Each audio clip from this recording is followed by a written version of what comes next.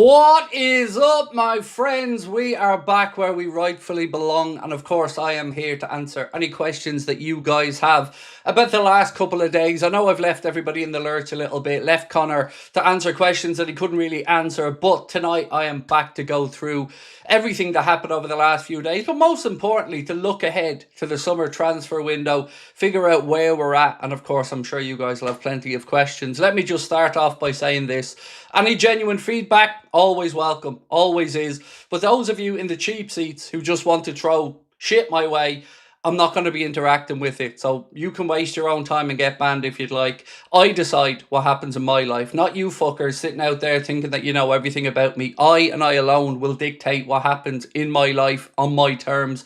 And don't ever forget that. I am here for my community, as I always am. But I was deeply hurt by letting you down. And I don't go into the autism thing often, but I'm going to go into it a little bit tonight because I hope it can dispel a few myths for those out there who think I'm just a drama queen. I'm not. It just hurts a lot when I get something like that wrong. It really drags me into a dark place, and I wish it didn't. I wish I wasn't that way wired, but hey, this is the way I am, my friends, and I can't change it. You don't get one side of this channel without the other side, and sometimes when I'm down, and I can't do anything about that. I know what I need. I need to take time away. I need to catch a breath, and I need to let the brain fog lift. That brain fog is lifted. I feel a bit more refreshed, and I'm here to answer any of your genuine questions and concerns that you guys have.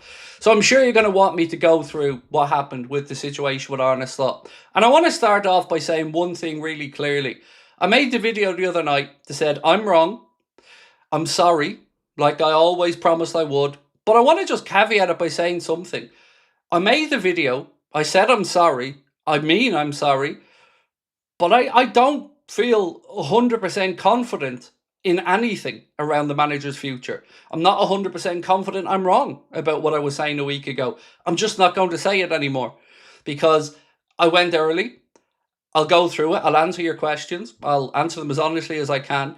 But I still, as I sit here right now, cannot categorically rule out the idea of him getting fired. I can't tell you it's as bona fide as I thought it was last week, but right now I'm working on the assumption he's going to be here. Like everybody else, I'm just going to talk about life as if Slot's going to be here for the start of next season.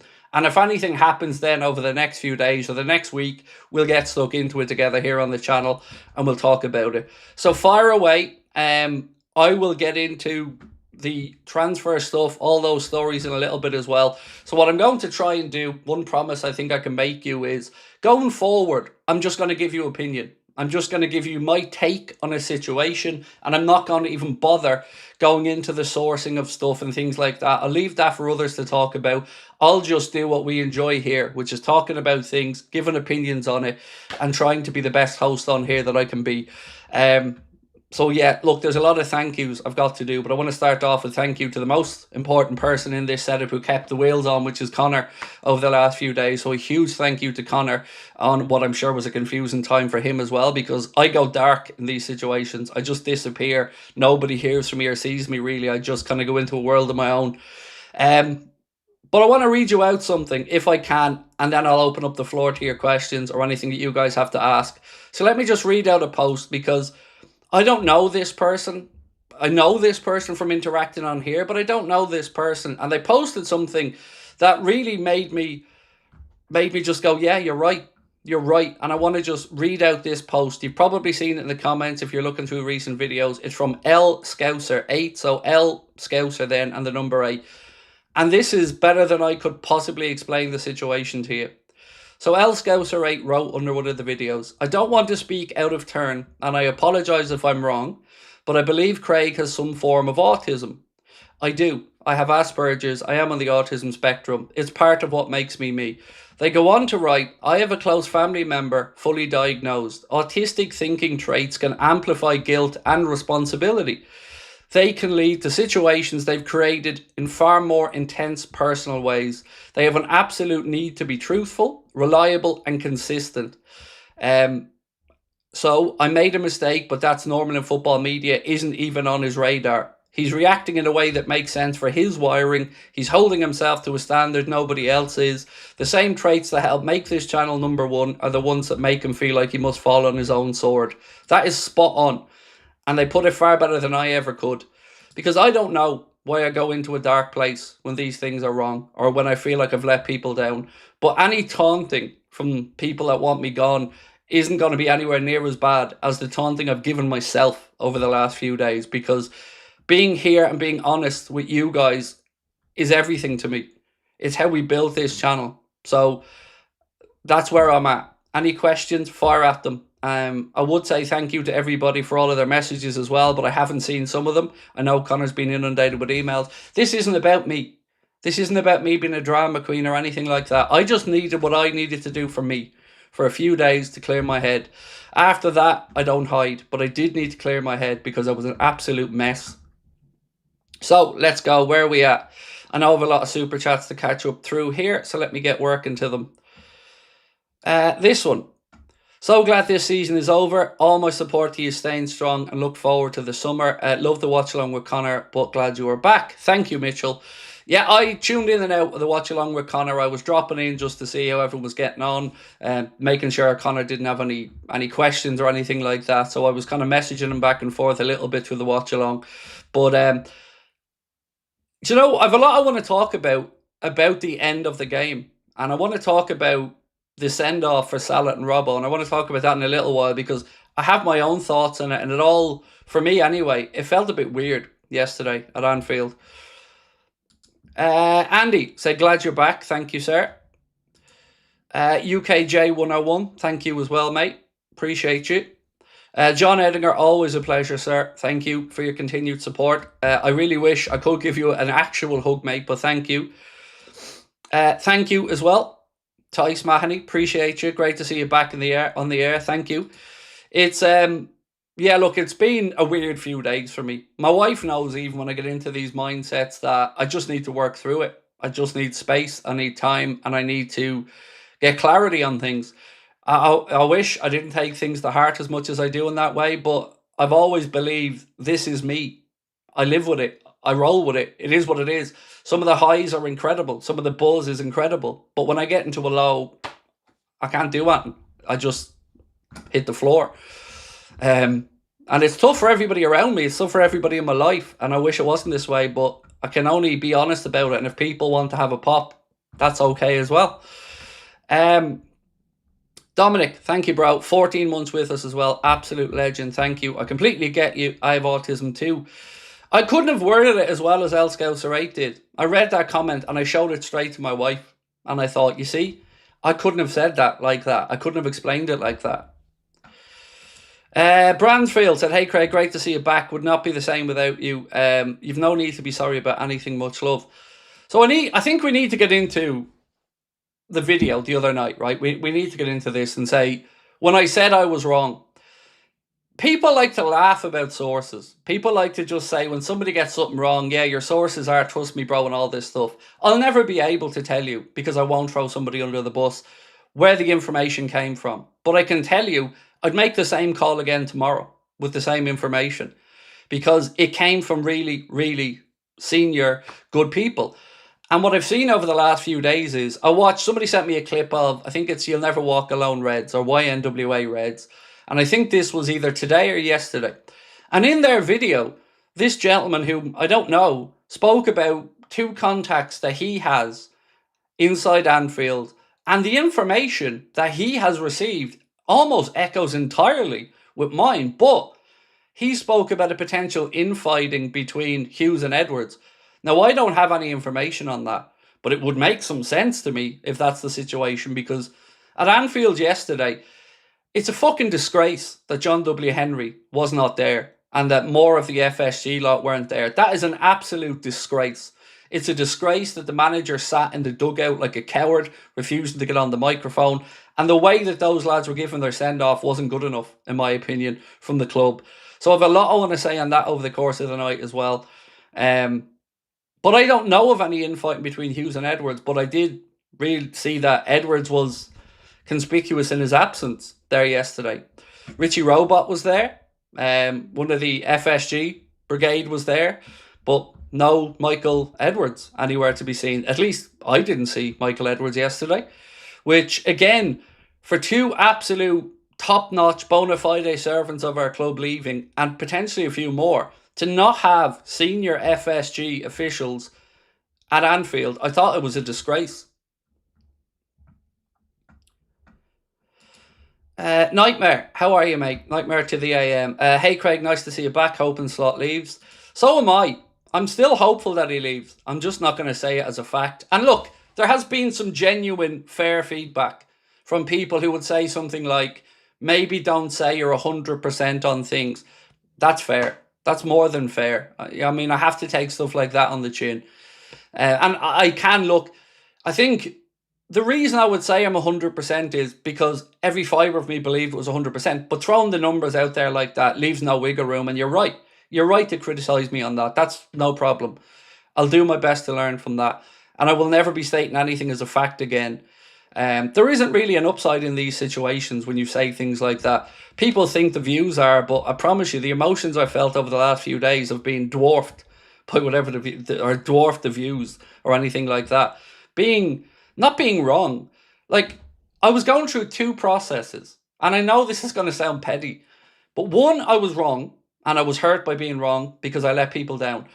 But if I'm being really blunt, I was also grieving the fact that we might have to sit through another season of this fucker. And that was equally as difficult to get my head around. Because I told you when I gave you guys the news, one of the most exciting parts for me was being able to see relief in other people. The same relief that I felt. Because I know how much we don't want them here. I know how much every one of us doesn't want them here. So I've had to kind of wrestle with that emotion as a fan as well, thinking, fuck, can I go through another season of Arne Slot in charge? Because, and I don't say this lightly, I despise him. Everything about him is the absolute opposite of what a Liverpool manager should be. The way you conduct yourself, the way you operate in the media. All of it it's just not us. It just isn't. And the game, I thought, look, if you want my thoughts on the game yesterday, I thought we were the better team over the 90 minutes. I don't think it would be unfair to say that. But, as has often been the case this season, we nearly threw it away. Right at the end, I think it was Dango Otara or one of the Brentford players had a free header. And again, our defence was all over the shop. The manager ain't it. He isn't. And I've almost laughed out loud over the last few days to hear him say in the media that they all of a sudden realise they need wingers. I mean, come on, folks. Every one of us on this channel that had these conversations, you guys and me, all said last summer we needed wingers, we needed speed. So are we really to believe that over the course of a season they only came to the realisation that we needed more speed? I mean, there's a couple of comments that people have written on social media that I'm going to highlight tonight because, again, they've probably phrased it better than I ever could. But this man is a spoofer. And this man isn't going to turn this around. It is not going to happen. And I refuse to sit here and just play the game and say, well, we'll see. No, he's going to fail because he isn't good enough. He's going to fail because he doesn't get it. He's going to fail because his tactics are shite. And do you know what? I spent a bit of time watching the Eredivisie. And the games I was watching, it was like they were playing at a walking pace. Now, I don't know if that's normal for the Eredivisie, but it was like it was a charity match. And they were walking side to side, moving the ball around the pitch. And there was just nothing in it. No intensity, nothing. And I thought, is this really what he wants to bring to us? Because it's so far removed from anything that identifies with Liverpool fans. Glad you're back, Craig. You're a smart guy. Football transfers and sackings can change very quickly. We appreciate any news you try to give us. I appreciate that, mate. Thank you. And look, it can change quickly, but it doesn't matter to me. If I think I'm wrong and I'm wrong, I hurt. I hurt. Doesn't matter what you guys say. You're entitled to your opinion. But internally, I hurt. Because I'm my own worst enemy. I'm my own biggest critic. I always have been. And that's what hurt was because I still don't know for a fact I'm wrong. I just thought it was the easiest thing to do and the best thing to do to stop any more false hope until we know. So I just made the video from a heartfelt place of, I'm sorry, I didn't want to play with your emotions, but it looks like I'm wrong. And I have nothing else that I can say on that. But I'll accept any genuine critiquing or feedback that you guys have or things you'd want done differently in the past or in the future. That's absolutely fine. It is your community and it's your channel. But I want to just say to some people, look, be under no illusion. You can try to wish me away on the channel. You can try to undermine me or whatever you want. This channel's been built off my personality, my work rate, my honesty, my humour, my caring nature, and Connor's graft in the background as well. So I'll decide how and when I say goodbye to any of this. Not you fuckers in the cheap seats throwing shit at me who are just waiting for me to fuck up, who sit there every night like the sad little bastards that you are, waiting for me to slip up. I've pissed myself laughing reading a lot of your comments, thinking you know everything about me. You know what makes me tick, you know my background, you know everything about me. I'm a drama queen, I've seen it all. You know nothing. Life isn't black and white. The reason that I didn't do the watch along yesterday was simple. I didn't want to be the centre of attention on a day that it was about Salah and Robbo. I didn't want to come in and make the stream about me or a distraction. I wanted those boys to have the goodbye that they deserved, and I wanted Connor to have the freedom to stream in his own way. Simple as that. Yeah, but look, I'm here anyway, so keep your questions coming in, and I'll do my best to get to them. I do have a lot of news to get through, so we'll get to all of that as well. On the situation with Andoni Iraola, it looks as if the AC Milan, Napoli, and a couple of other clubs are interested in him. We know about Crystal Palace, but I'm sure you've seen this today. AC Milan have gone on a mad one sacking people. Sporting director, manager, executive, sacked. Allegri gone. Now, I don't know whether Iraola wants to go to AC Milan or not, but it has been confirmed by Alex Crook and others and TalkSport and a few other journalists that they're interested in Iraola. Glad you're staying. F the haters. Means you're doing something right. We've got your back. And Connor's, of course. You'll never walk alone. Thank you, mate. Got your back. Typo on the first one. All good, Luke. Thank you, my man. Really kind of you. Can't believe Edwards wasn't. He signed Robbo and Edwards. I couldn't believe it yesterday, mate. I couldn't believe it. Really. Like, for John W. Henry, Tom Werner, and Michael Edwards not to be at Anfield, I felt was shocking. Now, I've tried to play devil's advocate and think about why they might not have been there. And maybe they didn't want to be the focus. Maybe they didn't want the possibility of, let's say, John W. Henry getting booed or moaned at. And they didn't want that to come into play on the day that Salah and Robbo were leaving. Perhaps that was it. But either way, I still think they should have been there. Because these lads have done a lot for their bank balance. FSGs. They've done a lot for our football club.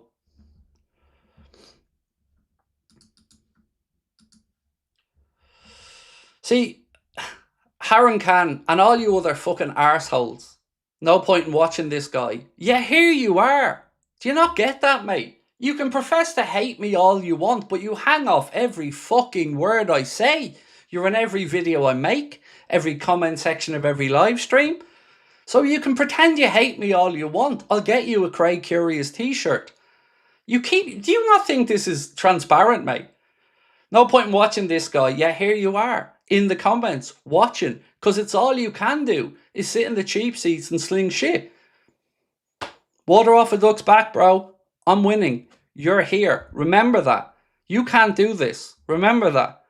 It's not easy. Remember that.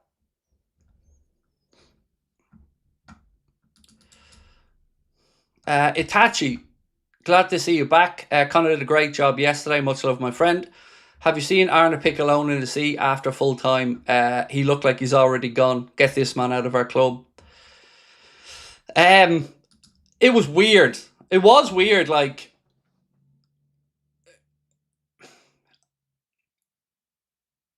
I know a photograph can look off, but it just felt weird yesterday. Like, the end of it, it almost felt like an afterthought. I felt the way The way Robbo and Salah were giving their goodbyes, and I don't know, it didn't feel befitting for me.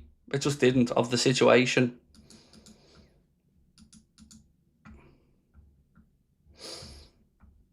I thought you stopped doing what you're doing. You're disgraceful. Fuck you. How does that sit, mate? Fuck you. Disgraceful. You're in here slinging insults at me, you gobshite. I will defend myself however I like and talk however I like, and you will either watch or not watch, but what you won't do is get in my head or win. So sit there, sling your shit, put your abuse at me all you want. I don't give a fuck. I don't care. You're irrelevant to me, mate. You're not somebody's name I recognise. You've never been in here to say anything positive. So off you pop. Like everybody else. I click on all of your accounts when you write this and see all the comments you've ever made on the channel. I know what your intentions are. You're not fooling anybody. You don't have an interest in the channel. You don't have an interest in it succeeding. You've no interest in me. You just want to come on and shit. Fuck you. And if you didn't hear me the first time, fuck you. You're not going to win. You're not going to win. And I came on tonight to make sure you know that. You're not going to win. I decide my future, not you.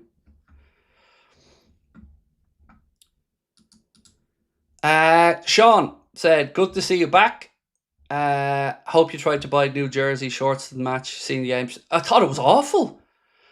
Like, I have to be honest with you, when I looked at the shorts, Sean, I thought, are these like placeholder shorts or something? Now, I was thinking back to the original version of that jersey. And if I'm not mistaken, I think the original version had shiny shorts with it, in my memory. I remember they were, like, at least on John Barnes, they looked shorts anyway, but my memory is of the shorts being different back then from the original Flecky shirt from 89-90, but I don't like it. I don't like the shorts. Usually you see the full kit and you think, yeah, it all comes together. Jersey's not bad, but yeah, I don't like the shorts or anything like that. It just doesn't do it for me anyway.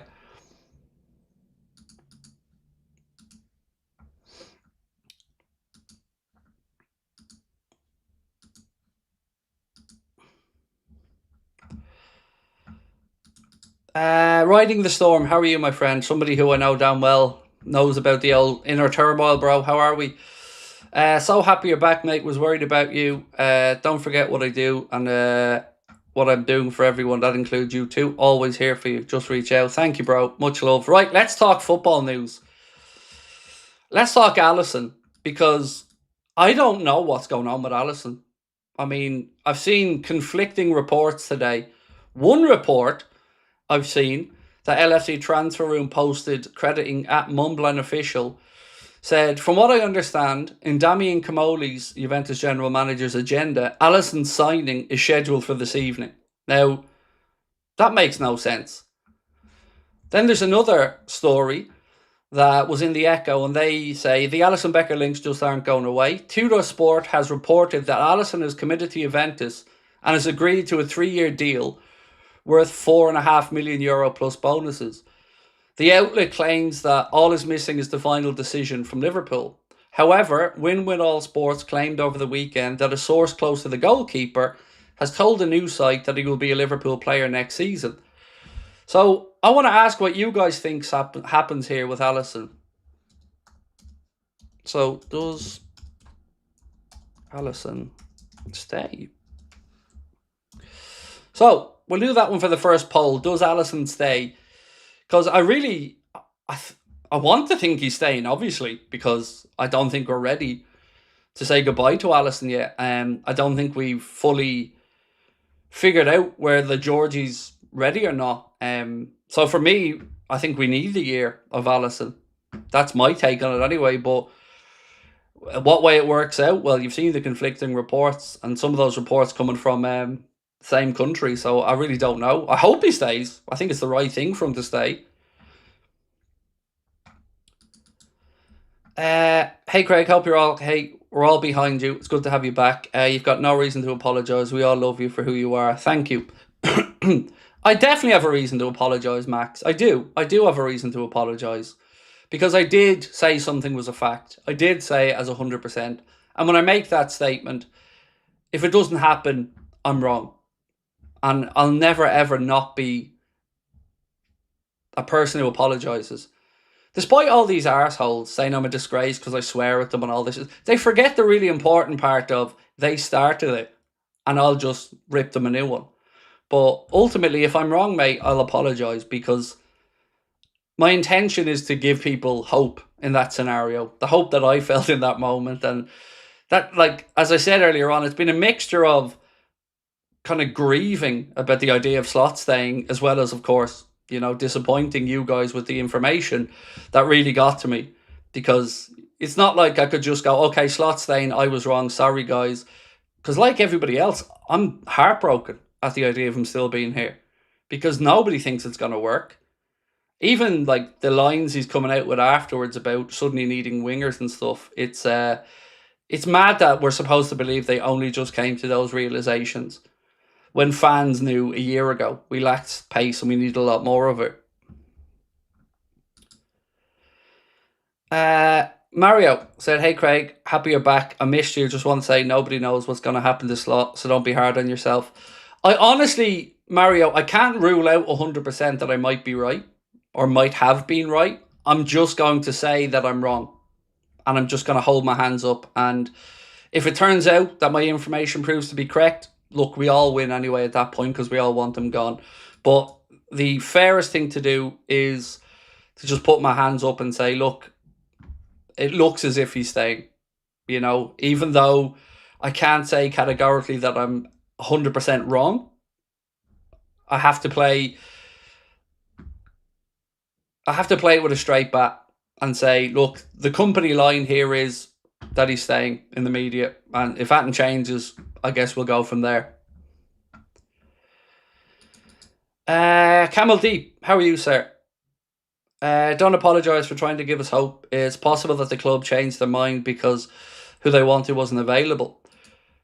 So there's lots of different theories, and I'm going to call them theories, Camel Deep, at the minute. So you've probably seen some people talk about infighting between Hughes and Edwards. I've never had that information. It doesn't mean they're not right, by the way. All I can say is I haven't personally been told that, although I've read it like everybody else. So there's a couple of things I'm unsure of. Now, when I've been thinking about this over the last couple of days, my mind jumped to, are FSG preparing for a sale? Or, like, I'm just trying to play out any eventuality of why they would stick with him. Because, you know, I can't believe that they actually think he's going to turn it round. I mean, they've been around football long enough that I think they know he isn't. They know the sentiment of the fans. They know all of that. So I'm wondering, are they letting this all play out, the whole 3-year cycle, and then, I don't know, do something? It's I can't think of any other logical reason other than cheapness and the obvious FSG don't give a shit, like I've said for years. And I'll always say that. Because deep down, I really don't think they care. Now, there was a post on social media that I actually thought was quite clever that I wanted to read to you, if I have it in my notes. 1 second.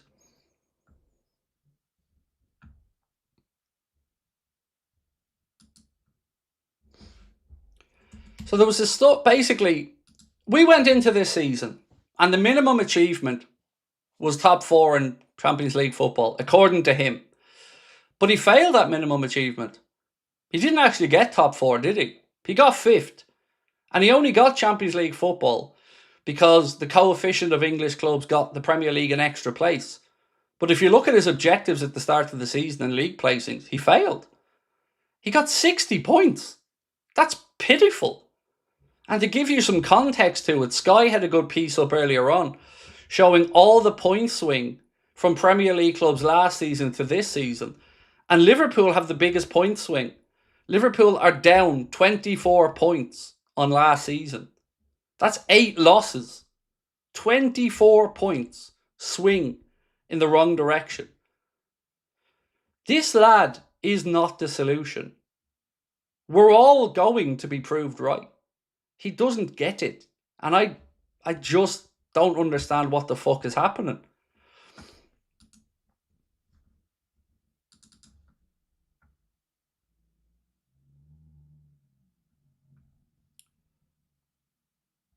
Now, I hope Alisson does stay, like I've said. I've seen a couple of people say he's expected to stay. That's brilliant. I hope they're right.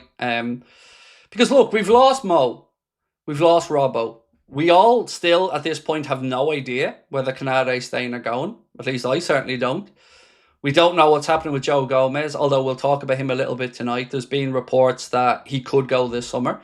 The Curtis Jones price tag has been set at 35 million, according to journalists, so that's been put out there. And then we've got Virgil to replace at the end of the upcoming season. So I think you need to keep Alisson. You need to keep Alisson. I think you need as much continuity. And Alisson showed his worth in that game against Brentford as well, with that really big save with his legs in the first half. I thought it was nailed on for a Brentford goal. And Alisson showed us why we need him still. Tiger Valley said, my brother has autism, so I completely understand what it's like and how you feel. Just glad you're doing all right, mate. Flat spins are not pretty. No, they're not. And look, I will never, ever use autism as an excuse, because I don't want it to be an excuse for anybody. I don't want it to be an excuse for my son. I don't want it to be an excuse for me. But there are some undeniable things that make us wired differently that I hope some people would at least try to understand. You can have a go at me about getting something wrong. No problem. That's fair. But like the whole thing about thinking I'm a diva, that isn't me. I am the most uninterested or disinterested in fame, recognition, any of that shit. I do this because I enjoy it and I love Liverpool Football Club and we've built a great community. But I don't have a diva attitude. But when I spin, I spin. And when I get into dark places, I go into dark places. And I wouldn't wish it on anybody.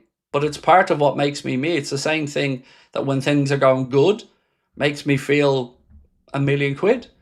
It just is. If you, at least for me, and I guess my son as well, you know, if we feel like we've done something wrong or let people down, it hits hard and we spiral.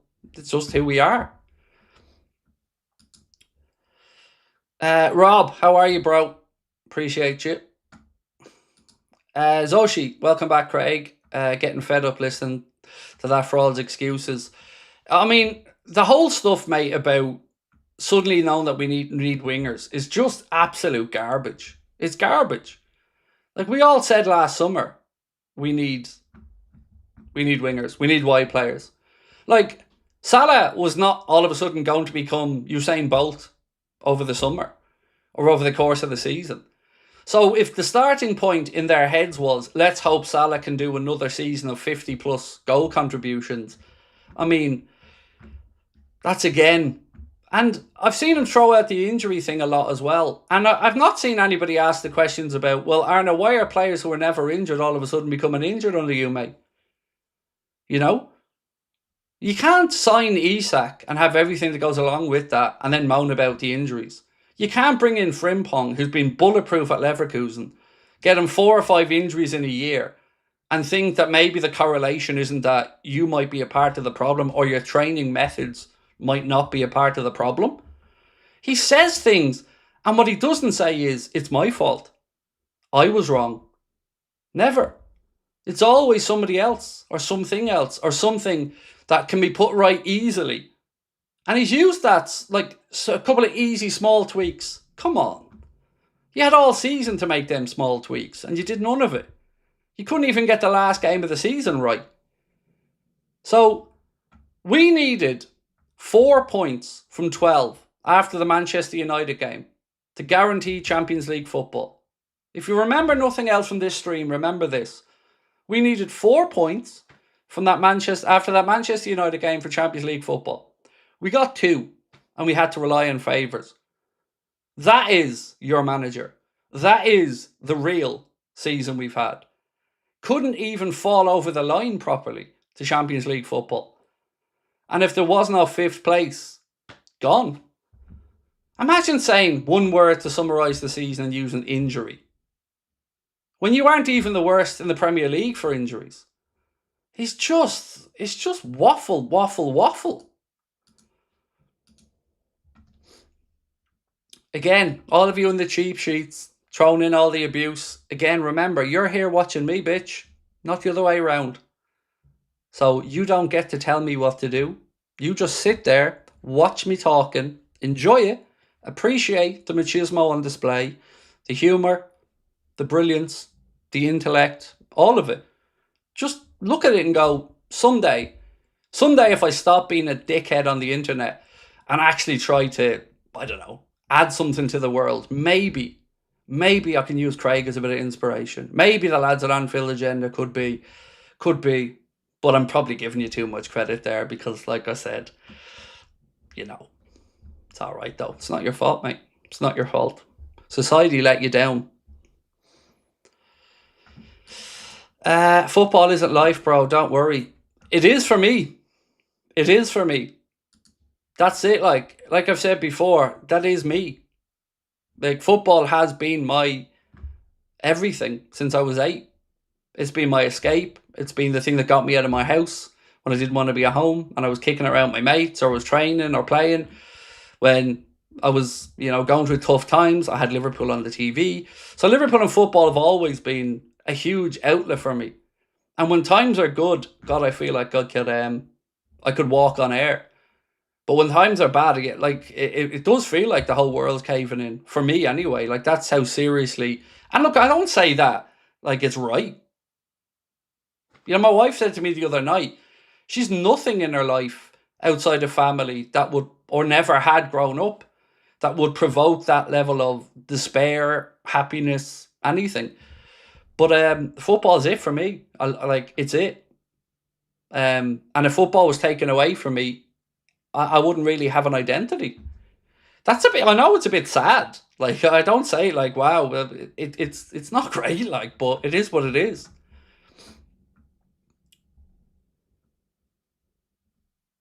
Where was I? Sue, thank you, appreciate you, and it's lovely to be back. It was certainly a nervous few minutes sitting before I started the stream. Just I always listen to some music anyway before I start. It's just a habit. But I was doing some breathing exercises before I started because even a couple of days away, the nerves kick back in. Like,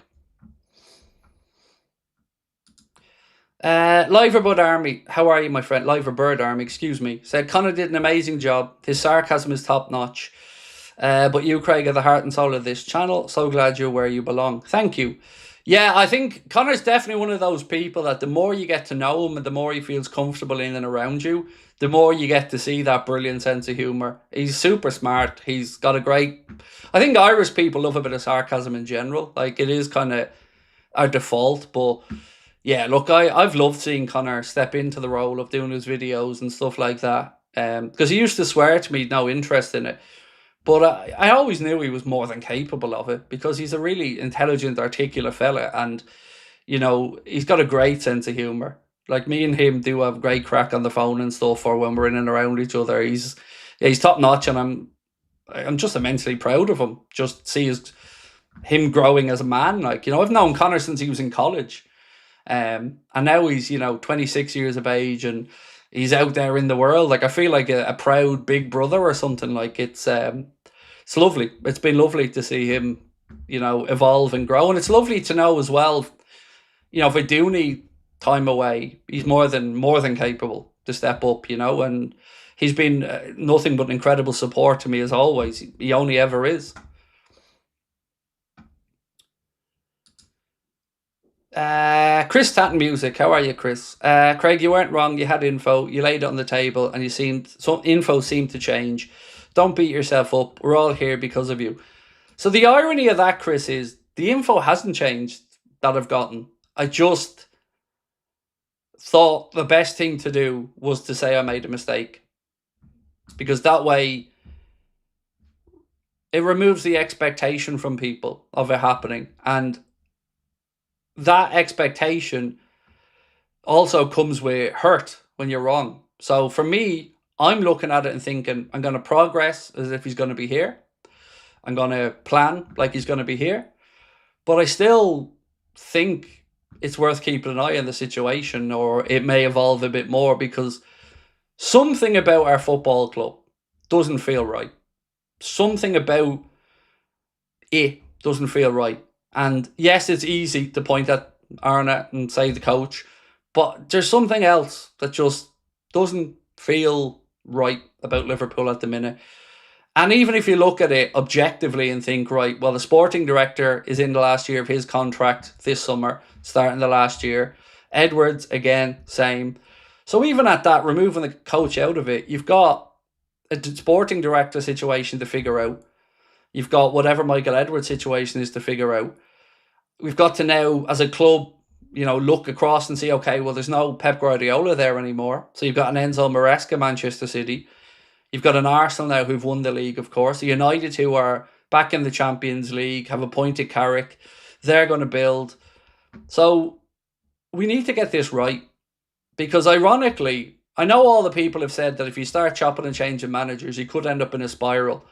I would argue that by just digging your heels in too long, just to try to be the nice guys, we can equally do as much damage.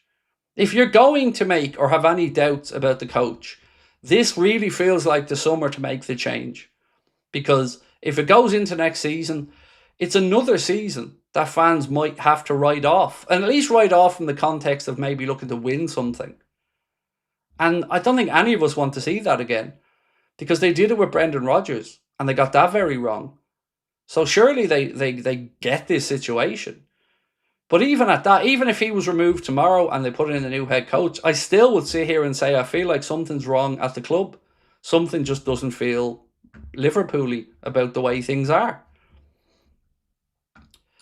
Colin, always a pleasure, sir. 30 months with us as a member. Appreciate you as always, my man. Thank you.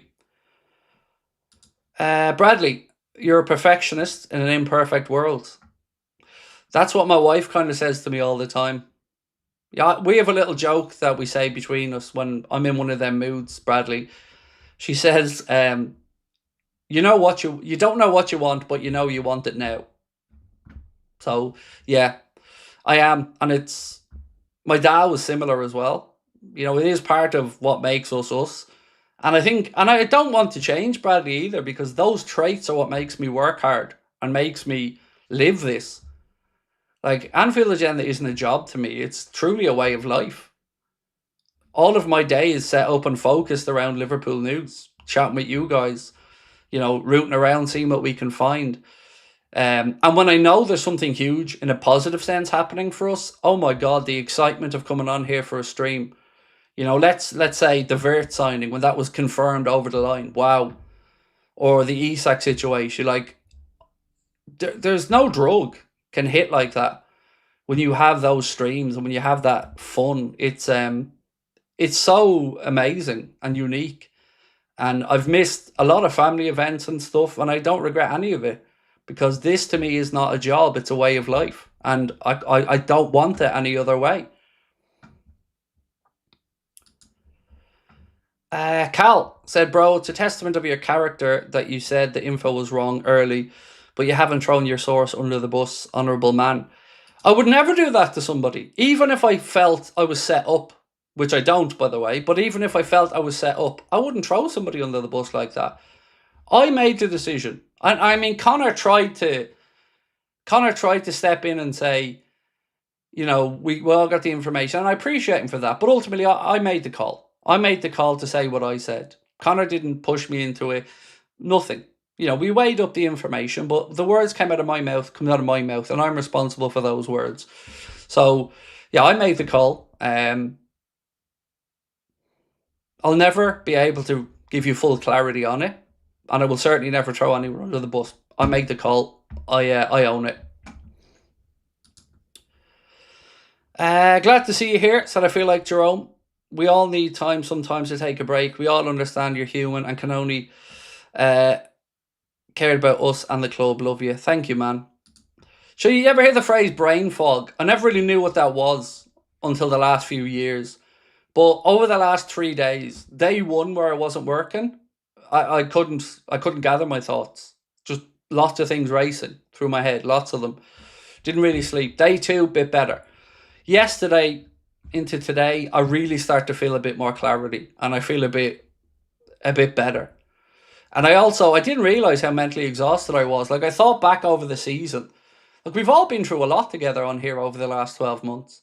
We helped each other grieve over Diogo and Andre's passing, which is something no football club or fan base or family should ever have to go through. And we were straight on in that moment. We were again in and around after the incident at the parade last year, and we tried to come on to make sure people have a place to talk, open up, and grieve in these moments. But then we went into the season full of expectation, and obviously we had that hurt in our heart still for Diogo and everything that happened there. And when the season started to then implode as well, it gets emotional. It gets emotional, it gets confusing, it gets angering. And I and others, we all look for a scapegoat or a reason or one thing. And I think when you see somebody like Slot almost try to say it's everything but what we can all see it to be, you add in that and feeling like your own club are, I'm not going to say gaslighting, let's say not listening to sentiment. It's difficult. It's really, really difficult. And we've all been through a lot over the last 12 months. And I didn't realise how mentally tired I was till I took a few days to really decompress.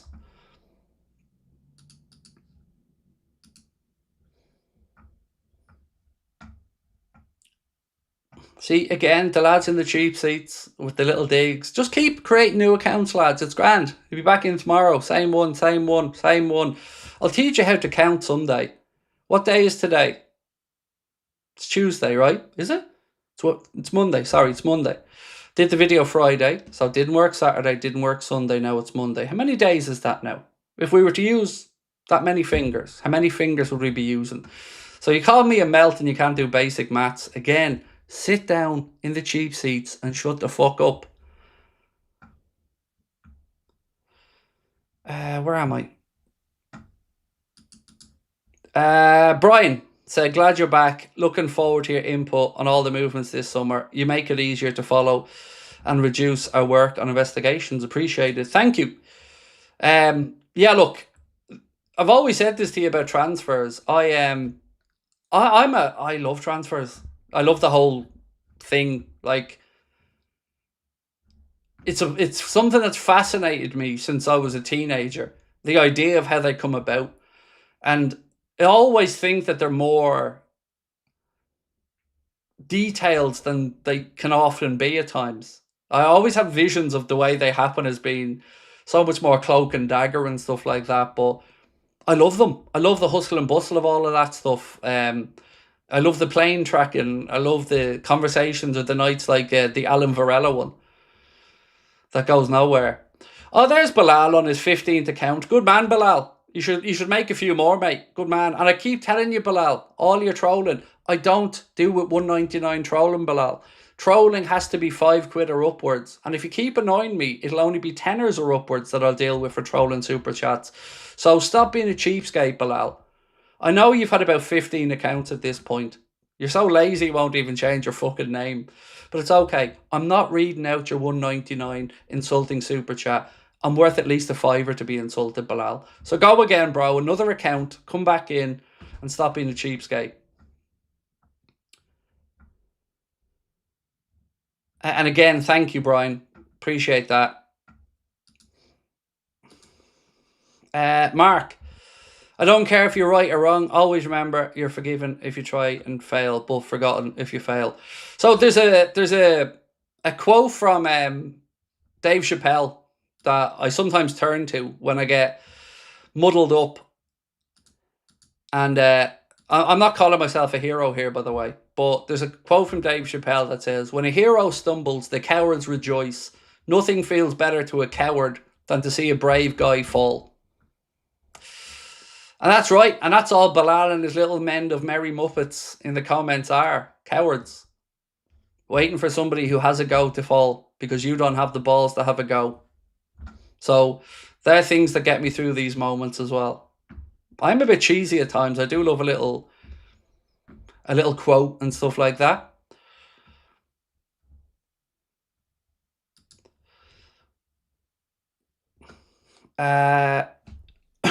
Rich. Hey Craig, clearly there's chaos at Liverpool headquarters. And clearly as fans we're absorbing some of that chaos. Glad to have you back. Thank you, Rich. Yeah, it feels very un-Liverpool-like, doesn't it? The whole thing.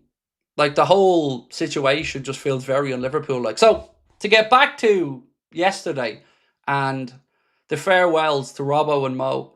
How do you guys think they went? Like, for you guys watching it, or if you're lucky enough to be in Anfield, how do you feel they went? Because there's a couple of things that were glaring misses to me. No microphone for Salah or Robbo to address Anfield. Nothing whatsoever from the manager. And that's not an accident. It's not an accident that Arna didn't take to the microphone. Nor do I think it's an accident that FSG weren't there. I think they know. I think they know the temperature of the fan base. And I think they didn't want Slot speaking and getting booed. Now, I don't know if he would or wouldn't have. I haven't got a clue. But it just didn't feel natural, that whole thing yesterday. It just felt underwhelming for the stature of the two lads. Mitchell said, just seeing Slot's one word for this season, embarrassing. Yeah, one word for me, frustration, would probably be my word for the season. You know, just frustrating. Frustrating because we never looked like ourselves. You know, we never really evolved into something different. It felt like we stuttered our way through the season. And, you know, in one way, I'm relieved we got Champions League football. You know, I don't even want to think about the mess we'd have been in if we didn't. Now, ironically, that may have gotten rid of Slot, but you want your club to be in the competitions. Like, you want them to be up there, you know, challenging for the big trophies. And I don't want Liverpool to just be in the Champions League. I want us to feel like we can win it. And honestly, with Arna, if we draw PSG, is there any point in us watching? Because we know he's just going to go there with his tail between his legs. Darren, how are you, Darren? Appreciate you. And by the way, I am working through super chats here that are still over half an hour old. So if I haven't gotten to yours yet, firstly, thank you so much. You don't know how much it means. I will get there.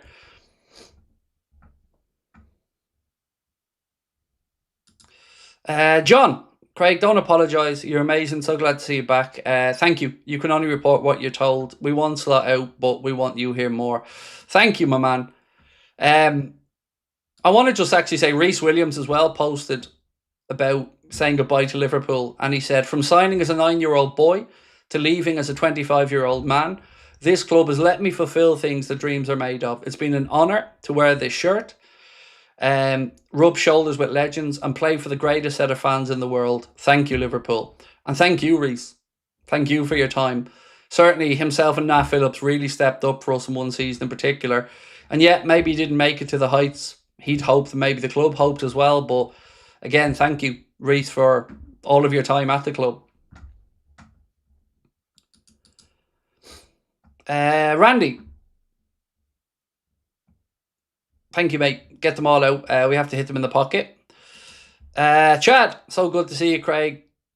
Double down, my man. Thank you, Chad. I appreciate your support. Bada Bling. Oh, I like that name. Bada Bling, well in. Craig, you're the heart and soul of this place. Great to see you back. You're loved here. It's so refreshing to hear your thoughts. Thank you. Yeah, look, Connor told me we've hundreds of emails of people being kind, which is incredibly supportive, and I appreciate it. And look, I know there are people who have been critical of me that I respect, and I welcome their criticism because I know it's from the heart. These type of dickheads who are just coming in just to, you know, take cheap shots, they mean nothing to me. But if you feel let down by me as somebody who's in here all the time, I'm sorry for that. And I absolutely take your feedback on board.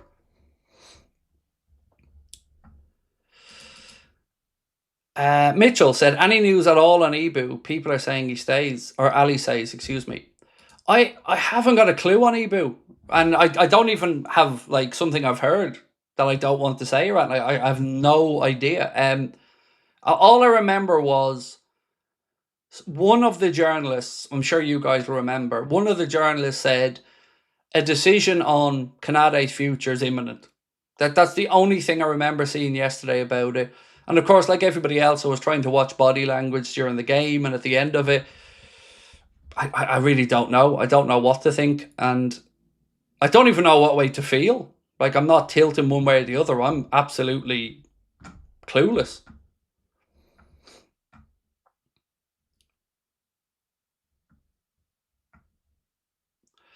195 Chrysler said, he's just not a Liverpool manager. He got asked to sum up the season. Injuries, no self-reflection or taking the blame. He isn't a Liverpool manager. He isn't. Like, whoever ran that data check, I don't know, they missed out on something.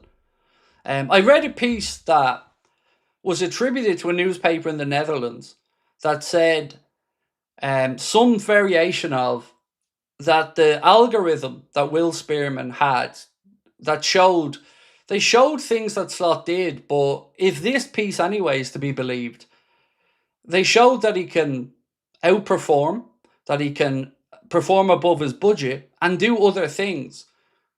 But if they really are looking at that in the context of the Eredivisie and then thinking he can do that in the Premier League, I think that's naive. But I tell you what this season has done for me. It's, as a fan, pushed me further away from the data-led approach. Because if the data-led approach over the last year or 2 years has led us to this, then I think we need to tweak things a bit.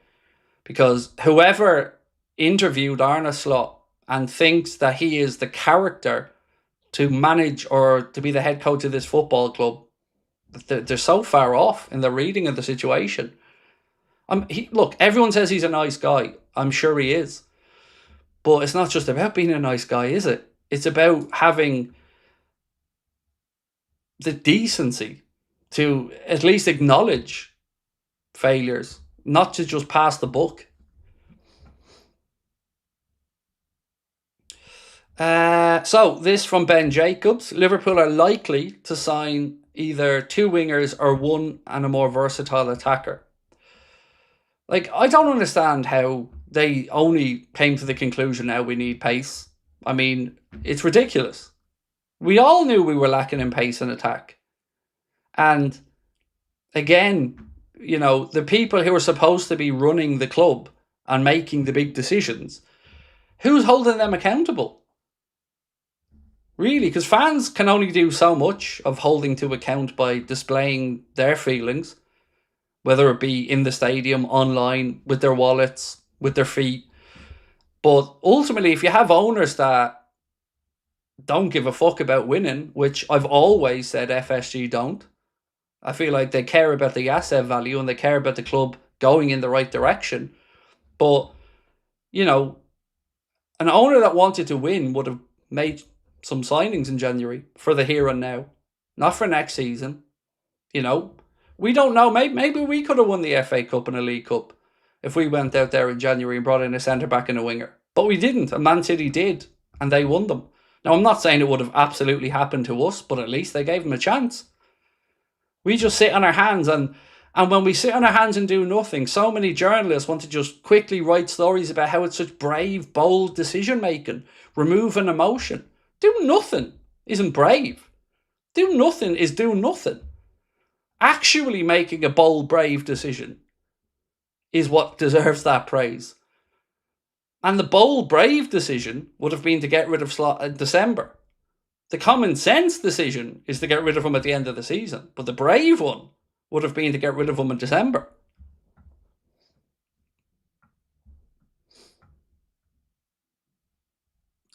Connor Mullen, appreciate you. Always, mate. Thank you. 33 months as a member. Absolute legend. And Jordan Hunnable as well, mate. Appreciate you. 2 years with us as well, Jordan. Thank you. Look, you're all amazing. I love each and every one of our community dearly. You guys are my extended family. And I don't care if it's soppy or not. I fucking love you all. This means everything to me. And your trust means everything to me. Allowing me into your life on a daily basis means everything to me. You guys have made me the best version of me that I can be. And you don't ever give yourselves enough credit for that. I love each and every one of you. And I don't care what grief comes my way. I fucking love you. I love you because you care about each other, about me, and about the good of our football club. That's a special thing. It's a special thing. Charles said, I'm so glad to see you back. Slot will be gone in October. My thoughts of Slot were summed up yesterday when we sat like a coward during Mo and Robbo send off. You'll never walk alone. It was weird. Like, even from an optics viewpoint, it just looked weird. Seeing him like skulking in the on the bench, like. Yeah, I don't know. Look, it just felt weird. Like yesterday, it just felt off. It felt off.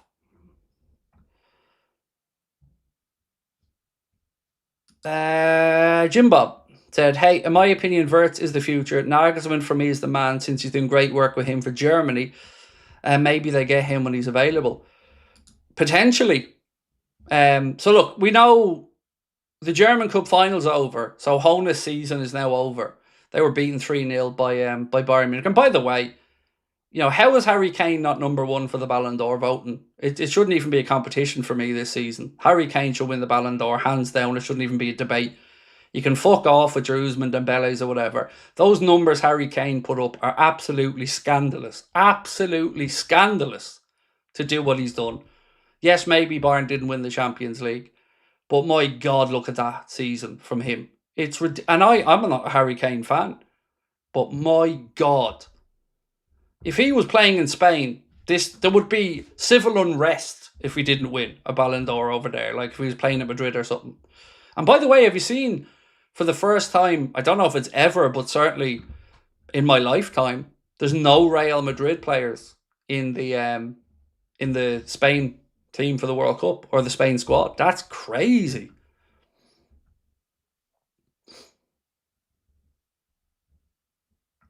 And on Wirtz, Jim Bob, look, you know my take on Florian Wirtz, mate. I'm blindly optimistic on him because if I'm to use my logic, I can understand some people being a bit concerned, but I still think there's an incredible player in there, and he will be unleashed.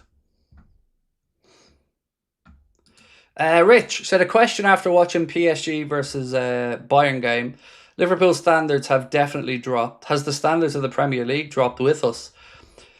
Yeah, so it's a very interesting question, Rich, because if you look at European competitions this year, English clubs have dominated them.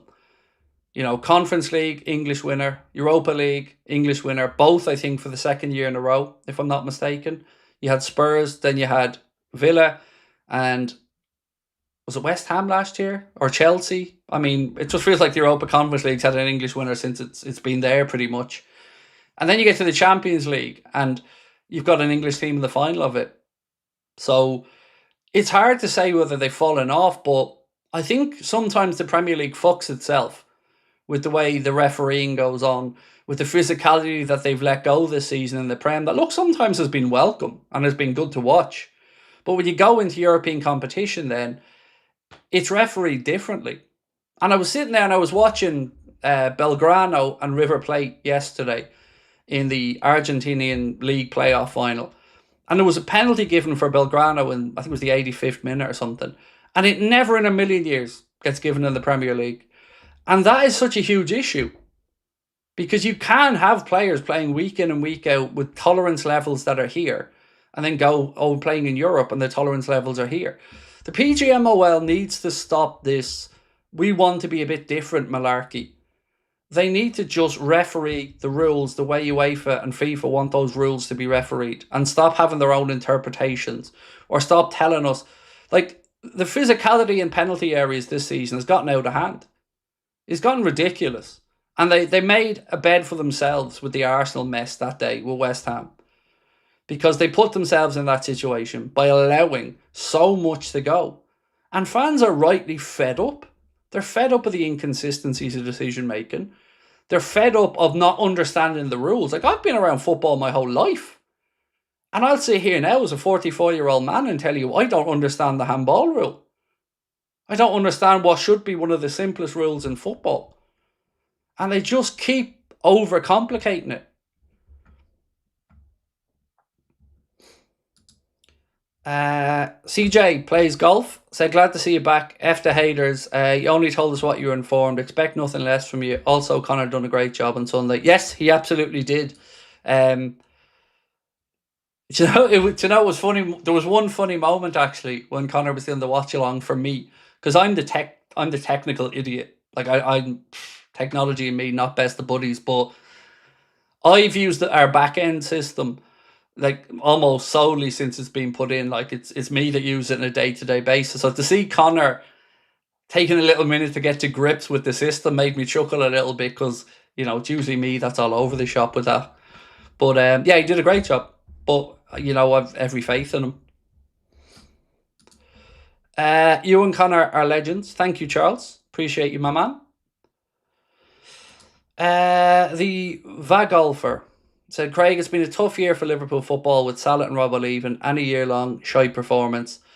You're part of our family and we don't want to lose you. Thanks for hanging in there. I appreciate that, mate. Look, I did what I said I'd do. I said I put my hands up if I was wrong. I could have dragged it out.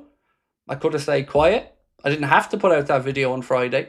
But I wanted to be as upfront and honest as quickly as I could, rather than dragging on a situation.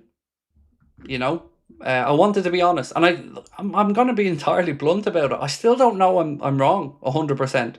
There's still a big part of me that thinks his future's in the balance, but I'm going to just talk about my opinions from now on, because I don't think any of us are best served by me trying to do the whole journalist thing. I'm not a journalist. I'm a fan, and yes, I get some bits of information, and yes, I read up a lot. So I'm going to try and stick to that and just give opinion and not say it as a fact. And I did say it as a fact, and any critical posts about that I take on the chin. When someone says, what percentage are you? And I say 100%. There's no wiggle room in that. If I'm wrong, I'm wrong. And I will apologise.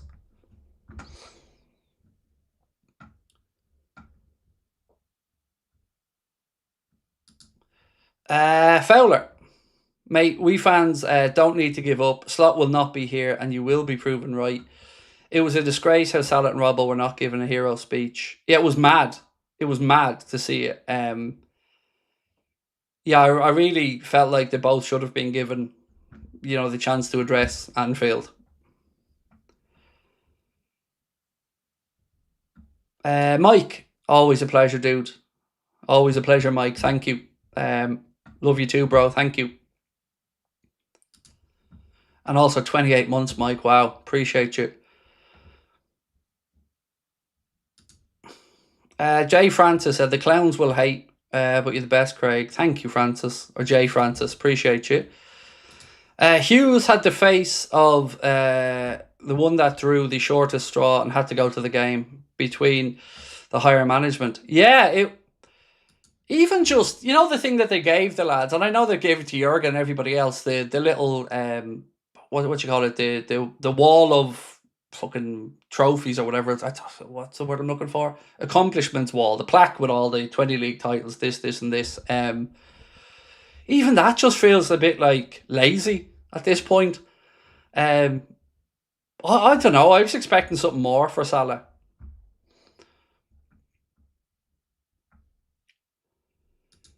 Well, Gali, how are you, bro? F these haters, Craig. Do not let them rent space in your head. Do not even respond. Thank you, mate. Appreciate you. Again, I've learned to click on their accounts and see the previous comments, and then I get a good reading of what they're about. And fair to say they're consistent. Let's just say that, mate. Craig, what do you think of Virgil after the game yesterday? Looked very downcast and almost worried.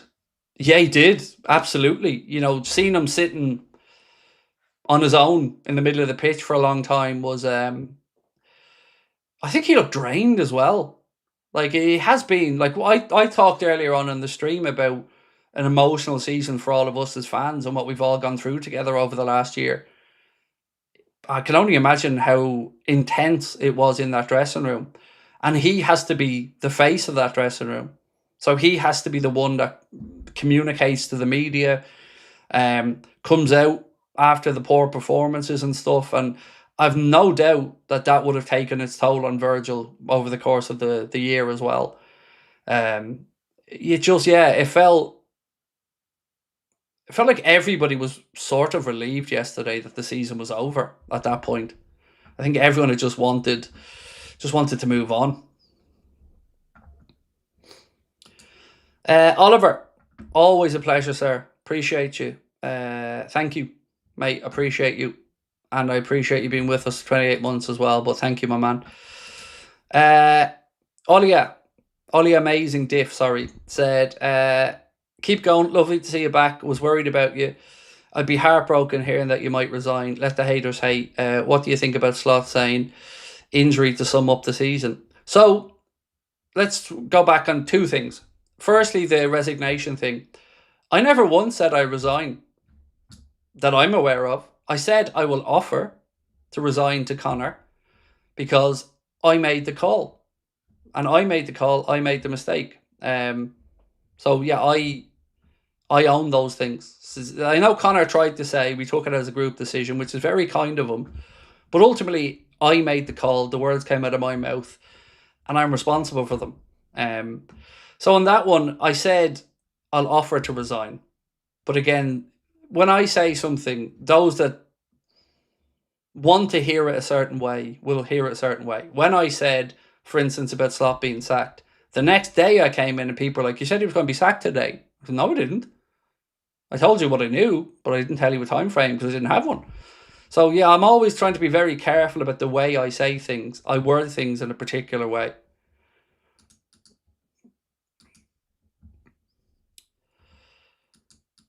Everybody's wrong sometimes. I was convinced I was going to marry Margot Robbie. My source was Wolf of Wall Street. I got it wrong. So for me, when you're wrong about something, for me, then I work backwards and figure out where I went wrong. And I overanalyze, you know? Like, here's the irony of it. If this was flipped and it was Connor, and Connor came out and said it, I'd know everything to say to Connor. I know exactly how to say to him, mate, don't worry about it. You know, I know what advice I should give, and I hear the advice from other people. But there's just something about an autistic mind that sometimes common sense doesn't compute. You're overwhelmed by your own dark energy. That sounds a bit hippie-ish, actually, but sorry.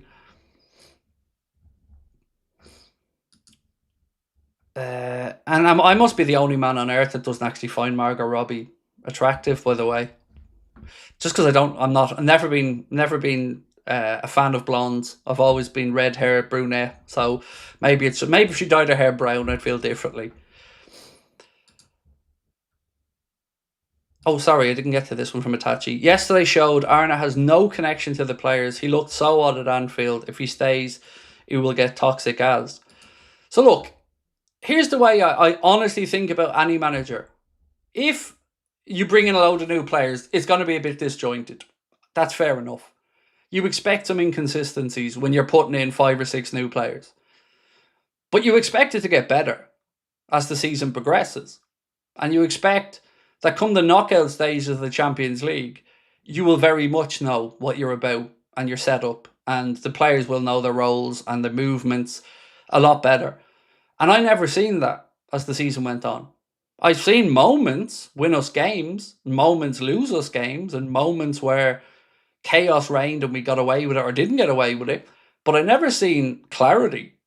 Never seen clarity of performance, clarity of decision making. It never felt right. And if you do that all year and you still haven't got it right, it doesn't matter to me if you say you're 12 months, 18 months, 24 months, 36 months. It's still going to end the same way because he isn't cut out for it. He isn't a Liverpool manager. He just isn't. And either John W. Henry and FSG are willfully ignorant of that or they just don't care. And I think it's that they just don't care. And look, I'm consistent in that opinion on FSG for a long time. I never felt like they really give a shit.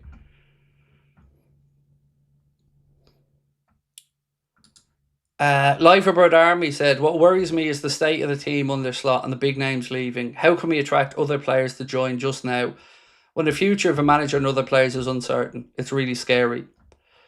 So, when you know you've got somebody like Mohamed Salah leaving the club, here's what I would do.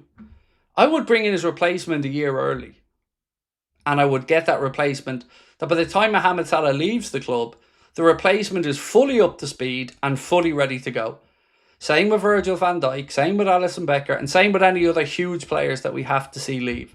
This idea of wait till they're gone and then go out down to the market to bring somebody else in a shortened World Cup year, I think that's just insane. And I don't think it's logical. In any industry, there's usually a handover. And the handover periods are important because you need to see how this position is to be played in this system with the right players. It just all feels so scattergun, which, again, how are we here? How do you let the Canade situation get to this point? How is Jones at this point? There's just so many things that just don't make sense.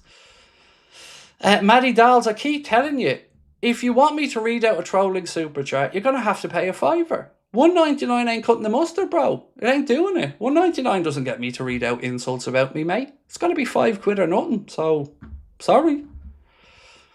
I know my worth. And if you want to abuse me, I'm a £5 kind of guy. We qualified for the Champions League with 60 points. Make that make sense. Any other season we'd finish 9th. Yep, I am. To be fair to them on that, I don't think Salah expected to leave 1 year early. So, okay, let's look at it a different way then. To play devil's advocate to your playing devil's advocate. By January, we knew, right? We knew. The fallout had happened. We kind of knew where we were going. Or at least my memory is the fallout would happen by that point. But either way, we knew Salah wasn't having the same season. And they could have done something in January, but they didn't. So, a fair point though. It is a fair point you've made.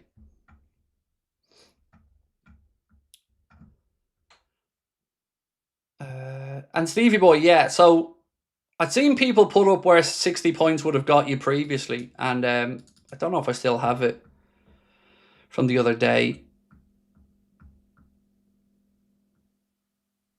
Yeah, I don't think I have it anymore. But yeah, 60 points doesn't get you Champions League football pretty much any other year.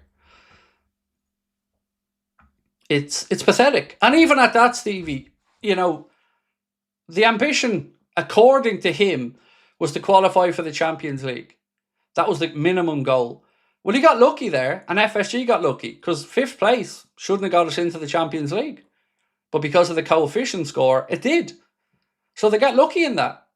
And even at that, we had to go down last game of the season, nail-biting stuff.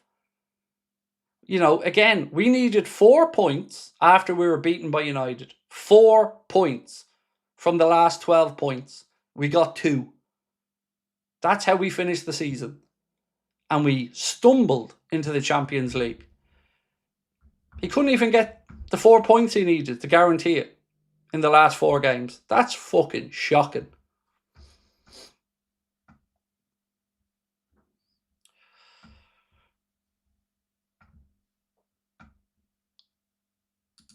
Dior said, hey bro, been a while, dinner offer still stands. Oh yes, certainly check in with me a little bit closer. We're going to be in downtown Toronto from the 28th to the 2nd. Then we'll be in Mississauga, and then we're doing 3 nights down at Niagara. So definitely message into me closer to September, and we will absolutely, if we can make that dinner happen, be my pleasure. Mutz said, good to see you back, Craig. Much love. Thank you, mate. Appreciate you. Alfie, thank you. Elmire said, how are you, Craig? Some weather we're having. Oh, dude, it's beautiful. Yeah, I was sitting out in the back garden about 6 o'clock. It was lovely, yeah. It was really nice evening sun. Mitchell, so we need more Scousers in the team. Istanbul doc reminds me how little Scousers we have. If Jones goes, it won't feel the same. Wish slot use the academy. So yeah, there's two things on the Curtis Jones situation. Yes, I agree on having more Scousers. You definitely want a Scouse heartbeat in the team. But if Curtis Jones wasn't Scouse, I don't think I'd be arsed about him leaving, because he's a squad player to me, and he'll only ever be a squad player. A good squad player, a very useful squad player, but a squad player. I don't think he's ever going to be Liverpool's starting midfielder. So it depends, I guess, which way you want to look at this. 35 million is the number, according to a couple of journalists that put it out there. Yeah, let's wait and see. Slot staying because of the new assistant manager we're getting. I don't think even that's as nailed on as others do. Like I've said, I can't tell you. Oh, Jesus. How do I say this a different way? I know somebody that's spoken to somebody who's employed by that coach, and I know what they were told, and they didn't rule out going to Liverpool, but they also weren't only talking to Liverpool. The Etienne Reignan guy, Liverpool did try to bring him in previously, but even that situation's worrying. Like the amount of backroom changes that we've had in the short 3 years, that going into the third year, like if he's, I don't know if he's the new assistant manager, if he's coming in to be video analyst, or I don't know what his role is going to be if he does come in, but that's 3 changes. Like even that isn't consistent. You know, you had Heidinger, then Giovanni from Bronkhorst, and now maybe another one. It just, none of that screams continuity.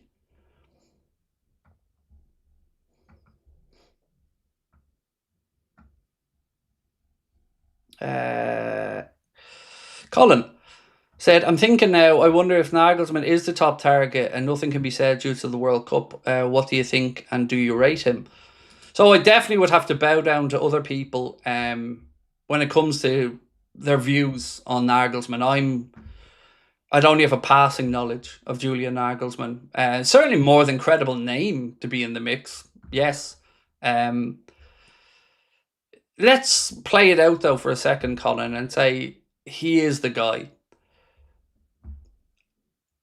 If there's been no conversations to the point where there's an agreement or anything, you're relying on a couple of things there. You're relying on, one, him leaving Germany. Then you've got a very shortened time frame when the World Cup's over for him to get in and have a pre-season. So if they are going to make a change of head coach, you would imagine it'll be done as early as possible. But again, we'll have to wait and see.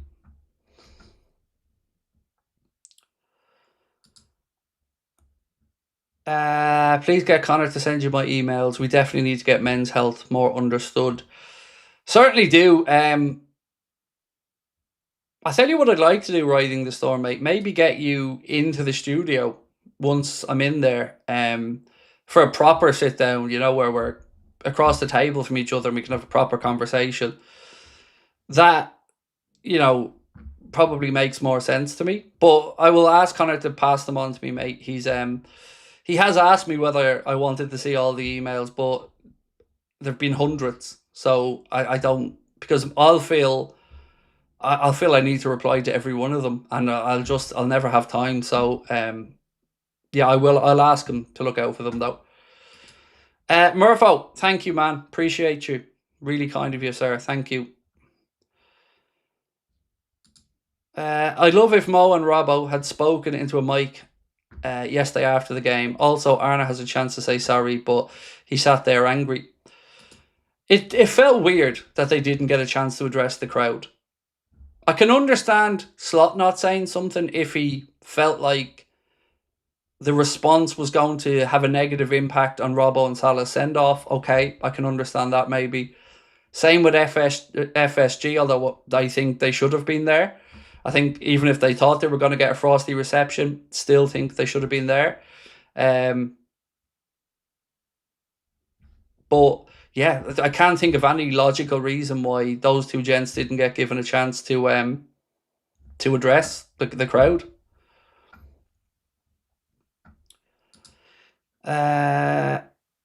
Thank you, mate. As a United fan, I enjoy your content. Keep going. Stay united as a fan base against the real issues.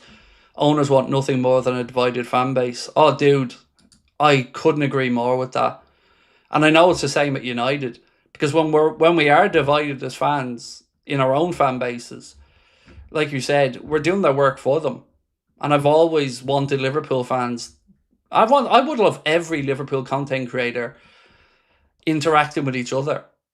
You know, there's a lot of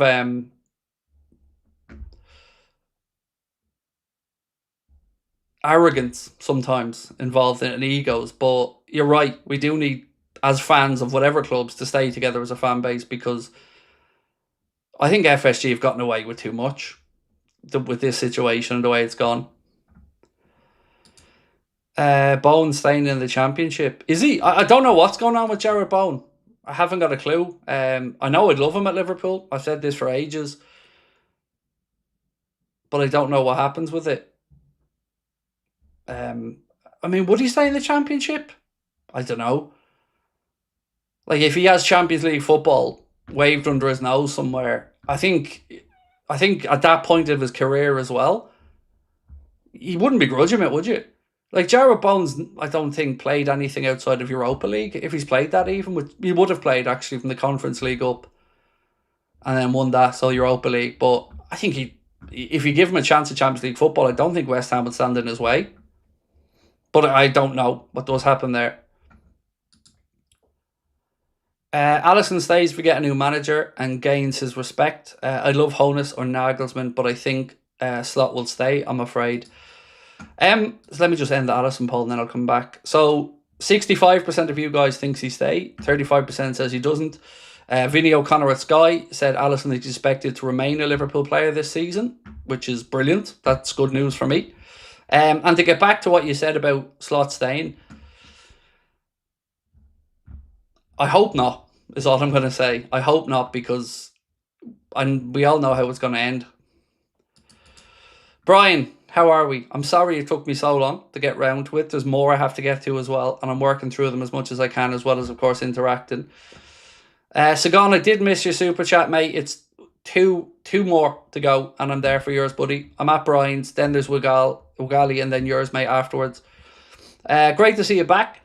It's been a horrific season, and I can understand how it took its toll on you and the fan base. You're my therapy, and hopefully we're yours. Much love, my friend. Yes, Brian, of course, mate. I've been very grateful to have you as an outlet to message and go back and forth with, and, you know, vent at times, Brian. So to yourself, to Vern, to Laurie, and the family, nothing but love as always, sir, and thank you.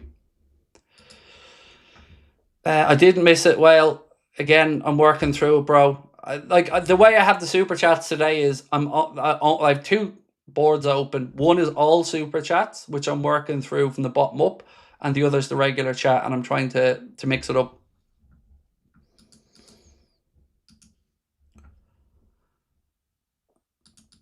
Sagan, here we go. As promised, sir. I feel Liverpool has become very corporate since Klopp. Since the guy who tips along and does just enough. It's like jobs for the boys with Edwards and Hughes. Yeah, I definitely echo that sentiment, Sagan.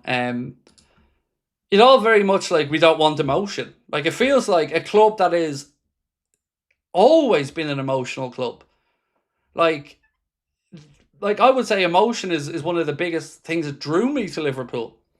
And it feels like Richie Robot, the calculator kid in FSG, just wants us to be emotionless fucking droids that work off algorithms and stuff. It's not Liverpool, and it never will be.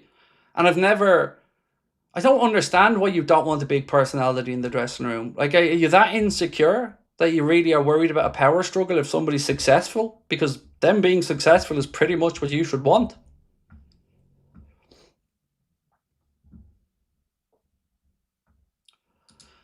Unscripted LFC, good to see you back, bro. Watched the game yesterday. Absolutely disgraceful Slot's behaviour after the game, and his injury quote, he needs to go. It was shocking That one word answer thing was absolutely shocking.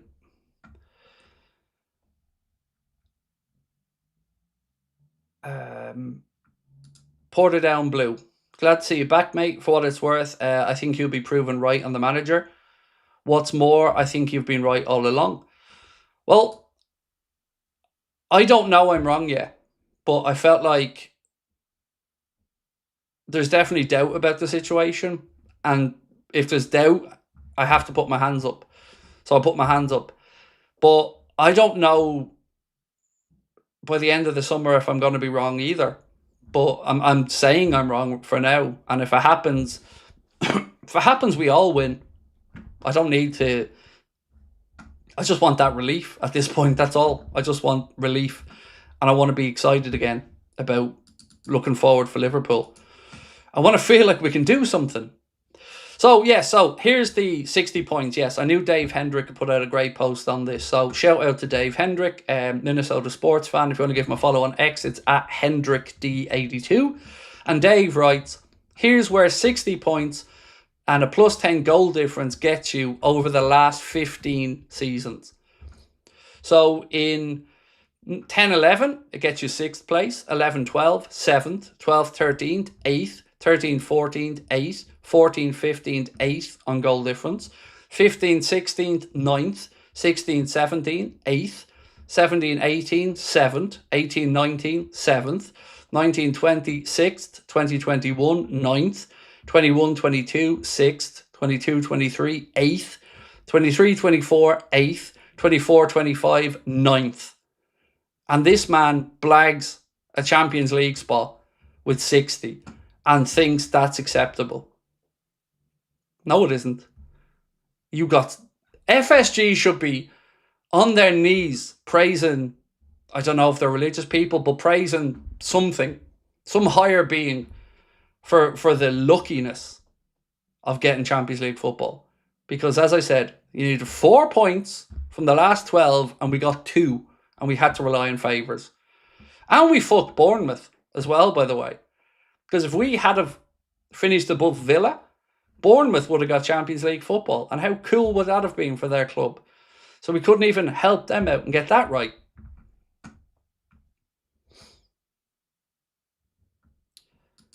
And Portadown Blue again, mate. I always appreciate your comments. Thank you. A little thanks, Craig, for mustering the energy and hard to keep up the live streams during a tough, disappointing season. Hopefully, more positive times to come ahead. Keep up the great work. Thank you, bro.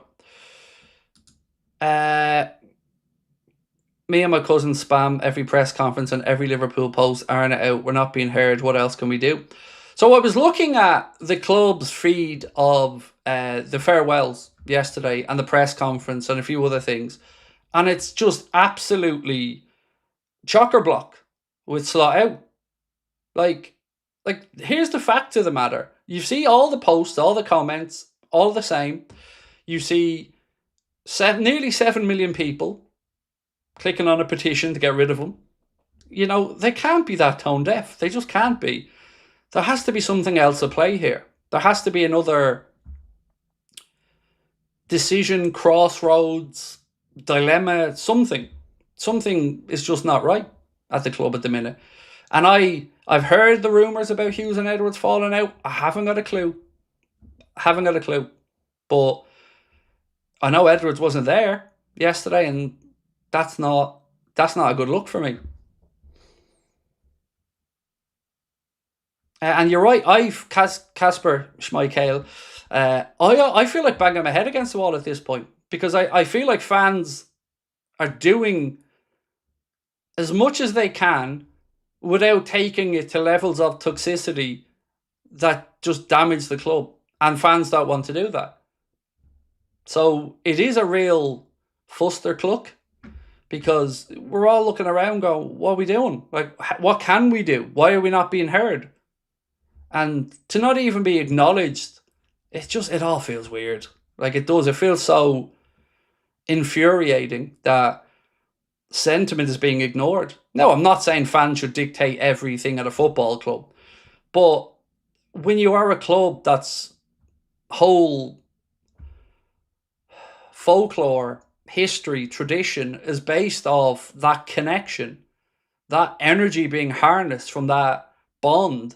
You can't blag it. You can't blag liking a Liverpool coach and relating to the players in the team. You just can't. It's either naturally there or it isn't.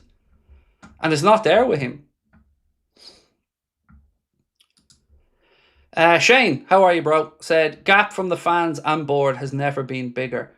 Incredible, mate. I've never seen so many Liverpool fans say I'm as disconnected from the club, or confused by the actions of the club. It's all weird, all of it, and I'm very confused. Like, I made a mistake. And I put my hands up and said I made a mistake. I took a few days, gathered my thoughts, and come back in and said, look, lads, I made a mistake. We'll move on. I'll get taunted about it for a little bit longer and whatever, but we move on. You take your licks, you go again. I don't understand why the club aren't doing the same thing. Either way, you can still spin this as a win because he won a league title. I mean, it's clear why he won a league title, but you can spin it as a win. But, this... We're Liverpool, we don't sack managers garbage. It's just bollocks. Because you shouldn't have made that mistake in the first place to bring him in.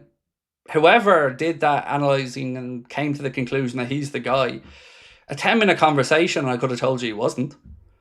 You cannot blag that connection. You cannot blag it. And he just doesn't seem...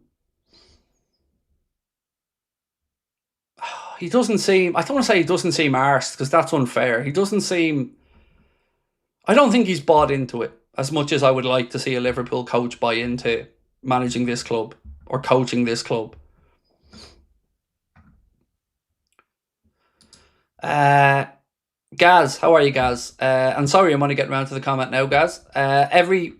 Even Fab and Ornstein sounded like could go, so don't be hard on yourself. Also, Slot chose to be only manager in a league, to not thank the fans, stinks. Well, his whole demeanour and attitude stinks, to be fair. And yeah, I think even yesterday, guys, he even dug it deeper again when he gave the one-word answer, one word to sum up the season: injury. That's a perfect encapsulation of him. Even in that fucking moment, no self-awareness, none. To say frustration, disappointment, anger, sadness, anything, pick an emotion, dude, and run with it. But injury, he might as well have just said, insert excuse here. Because that's all it sounded like.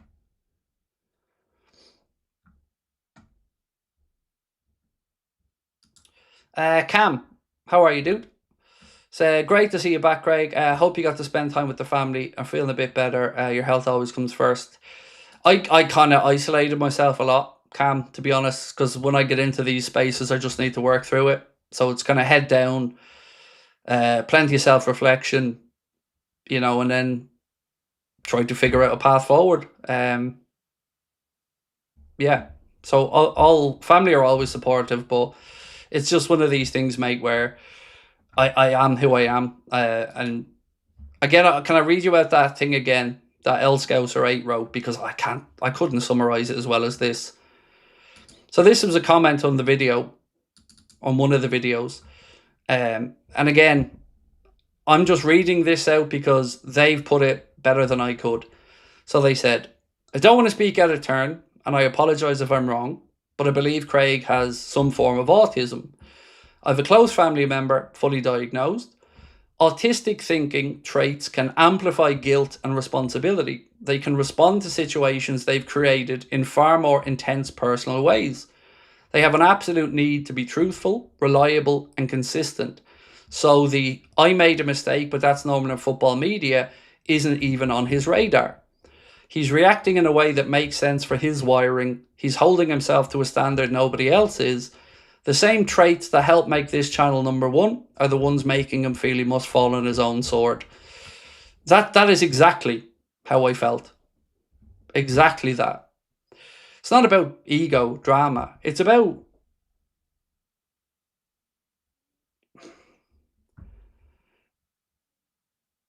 it's about letting people down. That's all it's ever about, you know? And I see it in my own son when he comes home from school on things as well.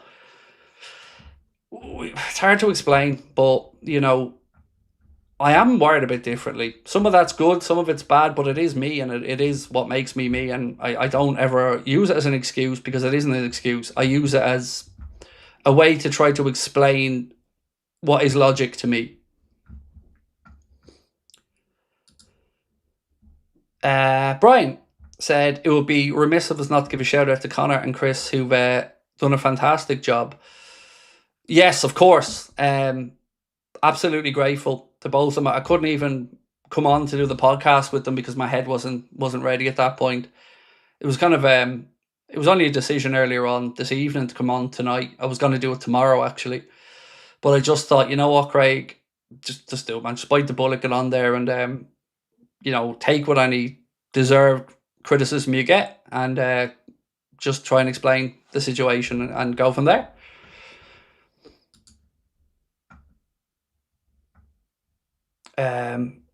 Thank you, Alan. Appreciate you. So I still have some news to run through, by the way, and I will get there, but I'm just mindful of catching up with these chats.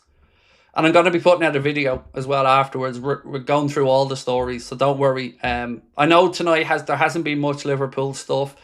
I've just been trying to, you know, chat with you guys, but I have some news that we've collected from around the journalistic world today that I will be recording after this. Oliver said, why did the fraud sub only 2 threats yesterday?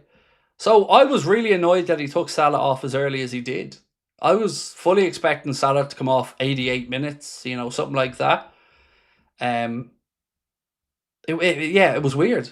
It really was weird. I don't know. You know, even the changes he made yesterday were weird. And something really stood out to me, actually, when Brentford missed that header and the camera panned to Keith Andrews, and you see Keith Andrews on his hands and knees, devastated that they haven't got the goal to get them European football. This might sound egotistical as a Liverpool fan, but I don't want them to think they have a fucking prayer coming to Anfield to get a result. Not even a point. Like, I want teams feeling like they're in for the worst 90 minutes of the season when they come to Anfield. That it's going to be relentless, that they're going to want to get out of there. Not to be feeling disappointed that they didn't leave with 3 points. That's shocking, like. And it was such a simple thing, but it just made me think, like, that's where we're at now. There is no fear factor anymore. Teams are coming to Anfield not only thinking they can frustrate us to get something, but they can win. You know, we've had 2 draws against teams in the top half of the league away from home. Absolutely shocking. That's just not good enough.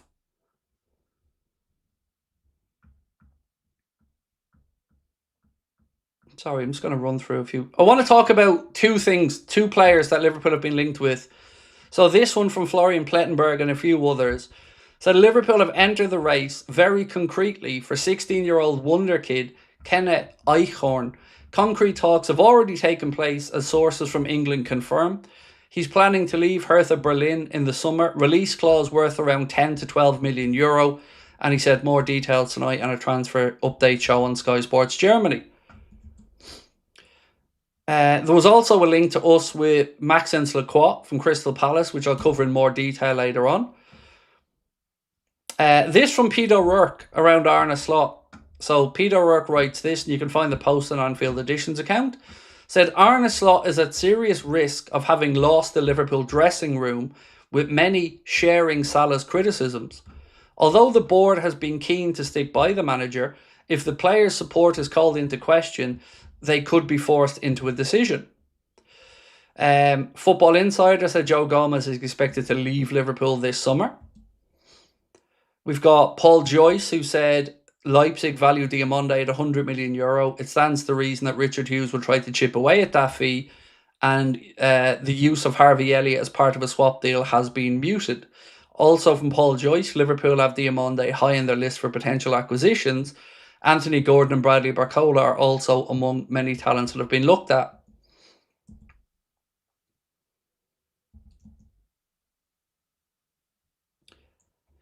So Slot said this. Last season, one of the reasons we were so difficult to play against was because we had threats all over the right-hand side. On the left side, it was not only the wingers, it was the combination between the winger and the fullback. Last season, I think if you had to describe the style of play, I would describe it as very reliant on the winger-fullback combinations. We've tried that this season again, but there hasn't been the end product that we've had last season. That is not to say it's only about them. We all, me included, didn't bring the same level. I just find that remarkable that they think bringing in Jeremy Frimpong to try to replace Trent, but not playing him at right back, shoehorning midfielders into right back, and expecting any type of the same relationship, it's insane. And even to talk about all of a sudden recognising we need pace is insane. But again, we sold Diaz and we knew we weren't replacing him, and we still didn't give Rio the minutes that Diaz would have gotten. And when you've got Cody Gakpo playing centre forward and stuff, the whole thing just feels like a massive mess. And I don't buy the injuries as an excuse. I just don't. Because how can Frimpong have no injuries and then all of a sudden be injured? How can we be surprised that Isak has picked up injuries? Yes, I know he had a fracture that was outside the normal realms. But, you know, every club gets these injuries. And we ended the season, on the last day of the season, needing a result without any of the 200 million quid's worth of centre forward talent we brought in, because they're both out injured. And it doesn't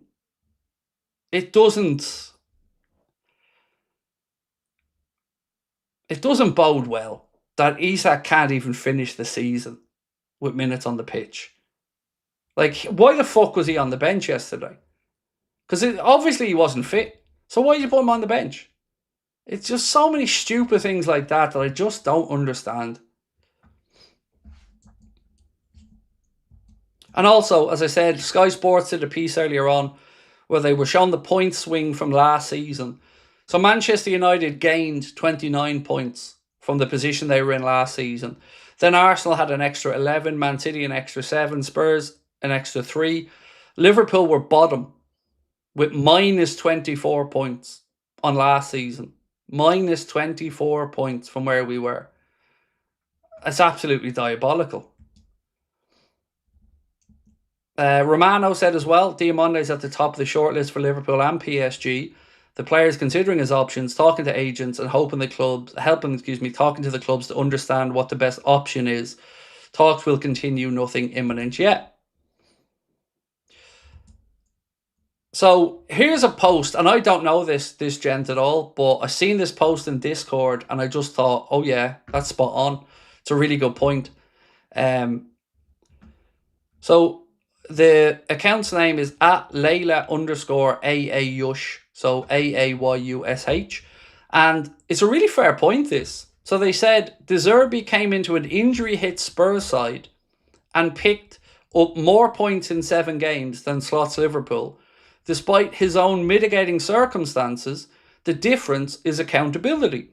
Slot rarely admits coaching could be part of the problem, with most blame on injuries or external factors.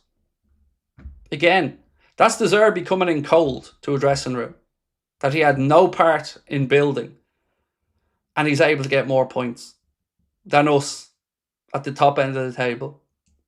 He's just a spoofer. DiMarzio saying Juventus have made offers to Andy Robertson as well. Vinny O'Connor of Sky said Alisson's expected to remain a Liverpool player next season. Medusa Cascade said, as a neutral viewer, it felt like United put more into Casemiro's exit. Everybody spoke, directors, Jim were there. I do think Slot was told not to talk. Yeah, I can understand Slot not talking.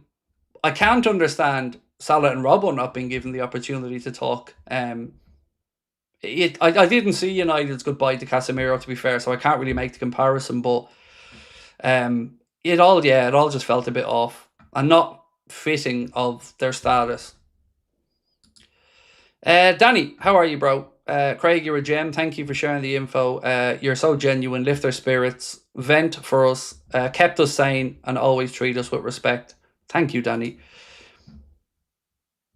There was another comment I wanted to get in here from somebody. Where was it?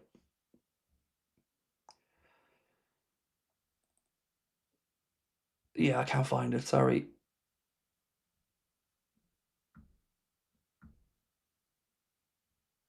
Yeah, sorry. I tried to find another comment and I've lost it there. Mully said, "Do we think Slot definitely stays? Iriola has been sought by AC Milan. I would love Sebastian Hoeneß." I don't know if he stays or not. I feel like it's only fair for me to say I was wrong, because at the very least it's up in the air. And the line is consistently at the minute that they're sticking with him. It doesn't stop. Look, it doesn't even stop journalists having doubts about whether he's staying or not. So I think the honest thing for me to do here is to say, plan for him to be here, and if the situation changes, we'll talk about it.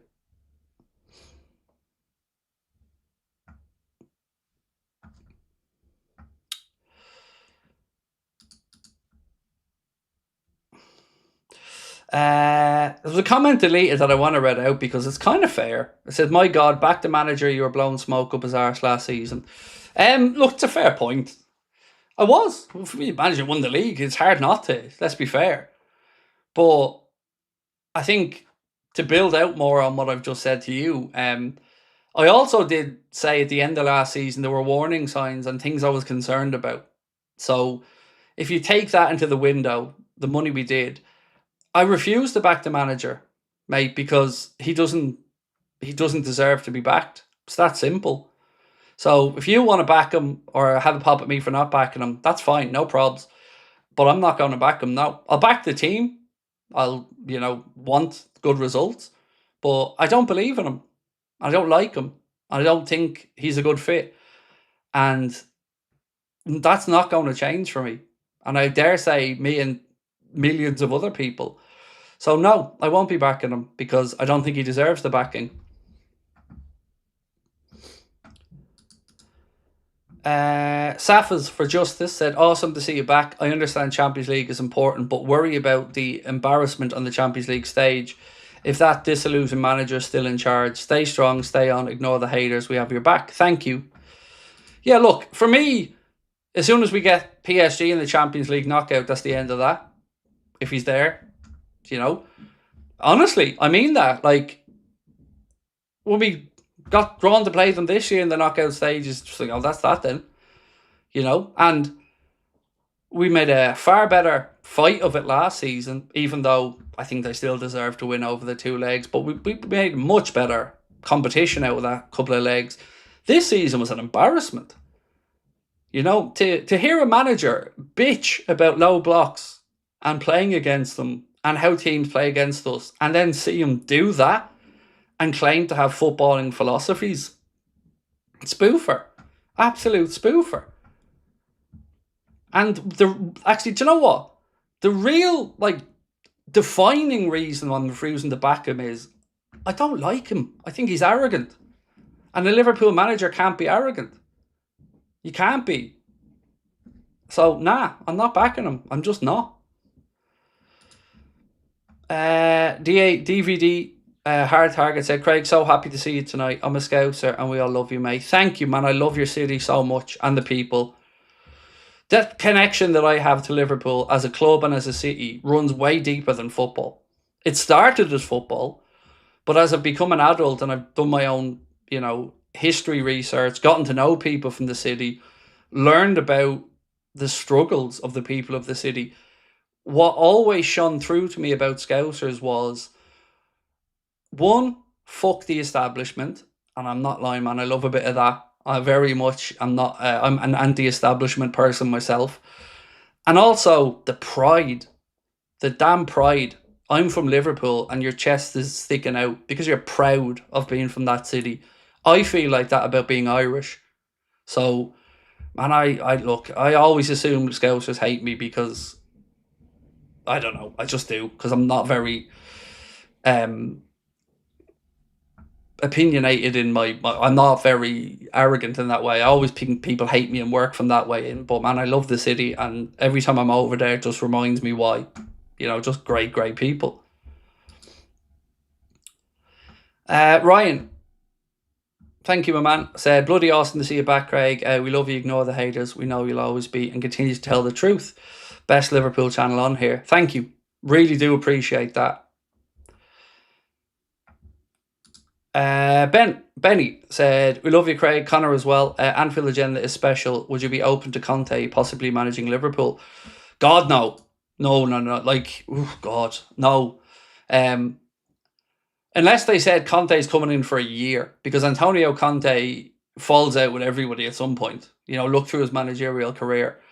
And we aren't usually a short-term club in that regard. Like some clubs, like maybe Chelsea and others, would operate 3-year cycles, stuff like that. But no, not for me. And look, he's a great coach. Don't get me wrong. I'm not trying to say Antonio Conte isn't of the caliber. I just don't think it'd be a good fit.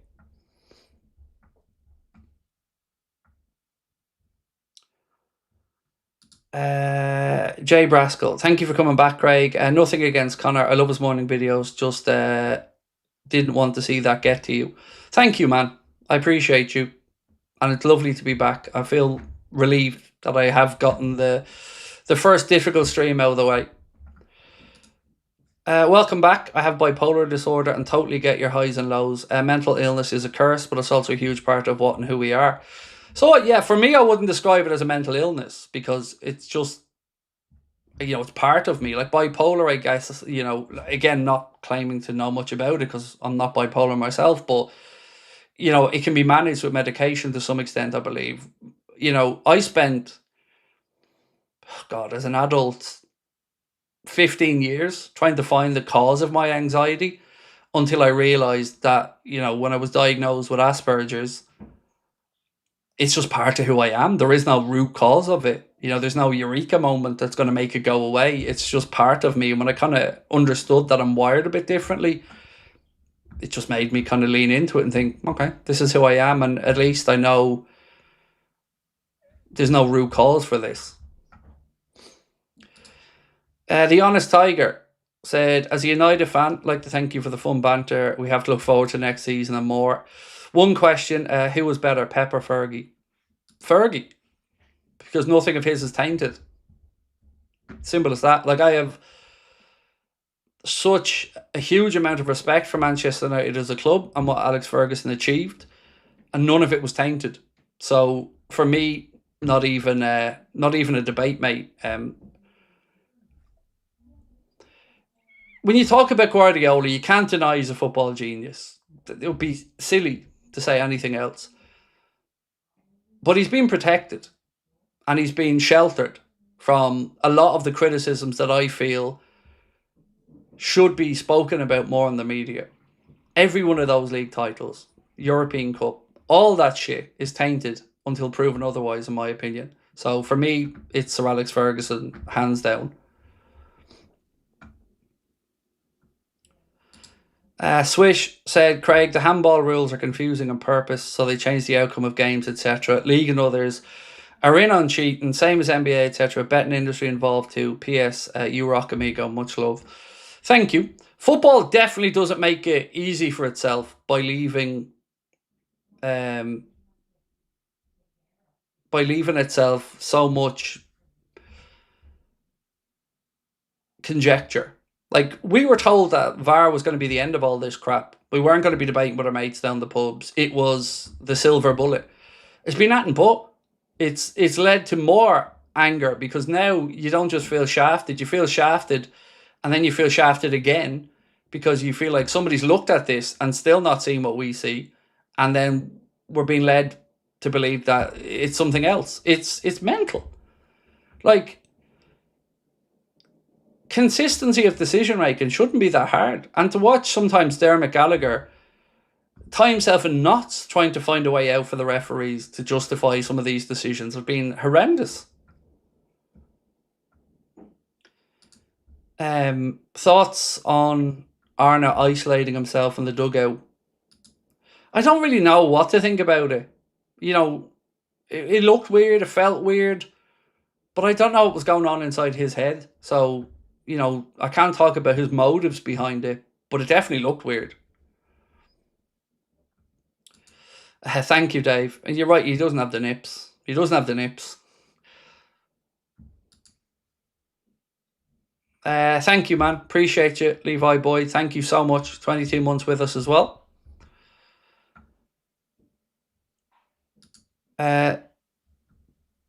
Tanny, Guard, thank you. Very kind of you. Daz said, have you seen the Enrique theory that they're keeping Slav one more season to wait for Enrique, which is why they've avoided Iriola and Honus? So all I can say to you, Daz, is that all I've read over the past month or so has leaned towards Luis Enrique signing a new deal with PSG when the Champions League final's over. So I that's what I expect to happen. But God, mate, I'd love you to be right. I'd love the theory to be right, because we'd be getting a man that certainly would be playing the right brand of football. But unfortunately, I don't think it's going to happen. But again, Daz, I'd love to be wrong. Shano, how are you? Appreciate you. Hey Craig, good to see you back, mate. You stick to your principles, and that's the most important thing. Keep your head up and keep going. You're great at what you do. Thank you, Shano. And it's been a pleasure, sir. Even though you are from Kerry and we're inbuilt to dislike each other, me being from Dublin and you being from Kerry, we're inbuilt to have that competitive edge, and you support the wrong team. But I appreciate you as a guy, Shane. Thank you, my man. Hopefully someday we can share a cup of coffee or something. Mark Hamilton, thank you, bro. Best fan channel around. Great to have you back. Thank you. Maddie said, your Margot Robbie comment is way worse than Slaw. It's just a hair thing though, mate. Maddie, if she had brown hair, maybe. I'm just not a fan. I've never been attracted to blonde-haired women. I don't know why. But I do understand and appreciate that I'm in the minority on that one, Sarah. Yes. Tina, how are you?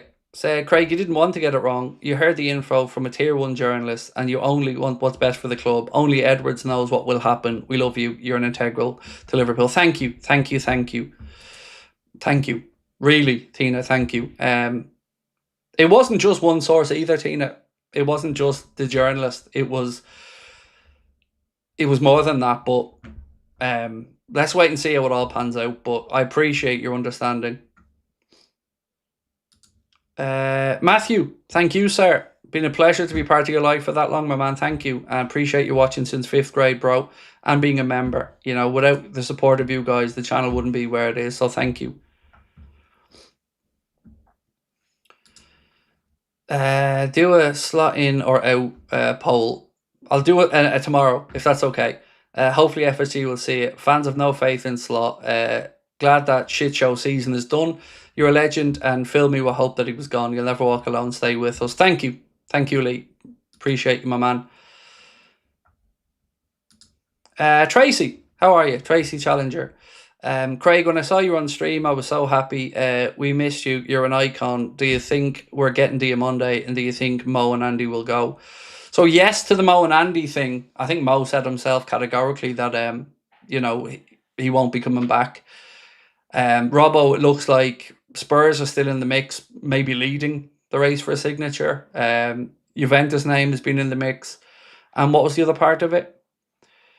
Where was I? Diamonde. I think we get one of Diamonde or Barcola. I wouldn't have a clue which one we're better placed to get, because I don't know. I've just seen the same links everybody else has. I go back and forth as well between which one I think could be the best fit for us. I would still say that I think if you were to go with a Diamonde, I'd like to see somebody like a Bowen as a counterbalance, somebody at the other end of the experience spectrum, because I think we do need some of that as well as young, fresh legs. Safas for Justice said, as a South African, I struggle to understand Connor's accent, but he seems like a really solid bloke. I still try to get used to it. Oh my days, I hope you never come across somebody from Kerry.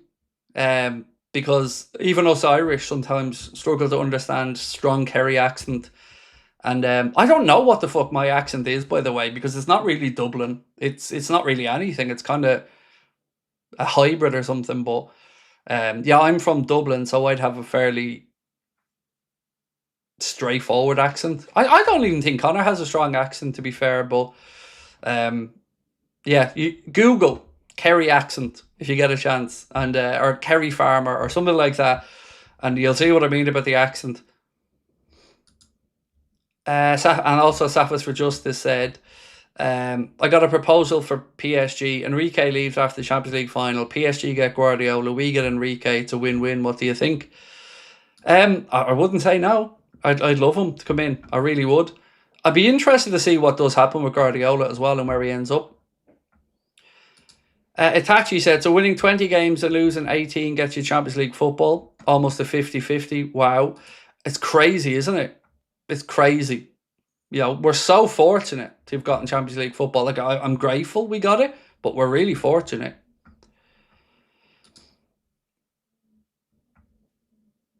Arn Visper or Arn Nesper said, Craig, I'm so happy to see you. Thank you, man. I'm so relieved to be back on. And I'm so grateful for all of the kind words. Cormac said, are you not from Wexford? I live in Wexford now, yes, but I was born and raised in Shankill in South Dublin.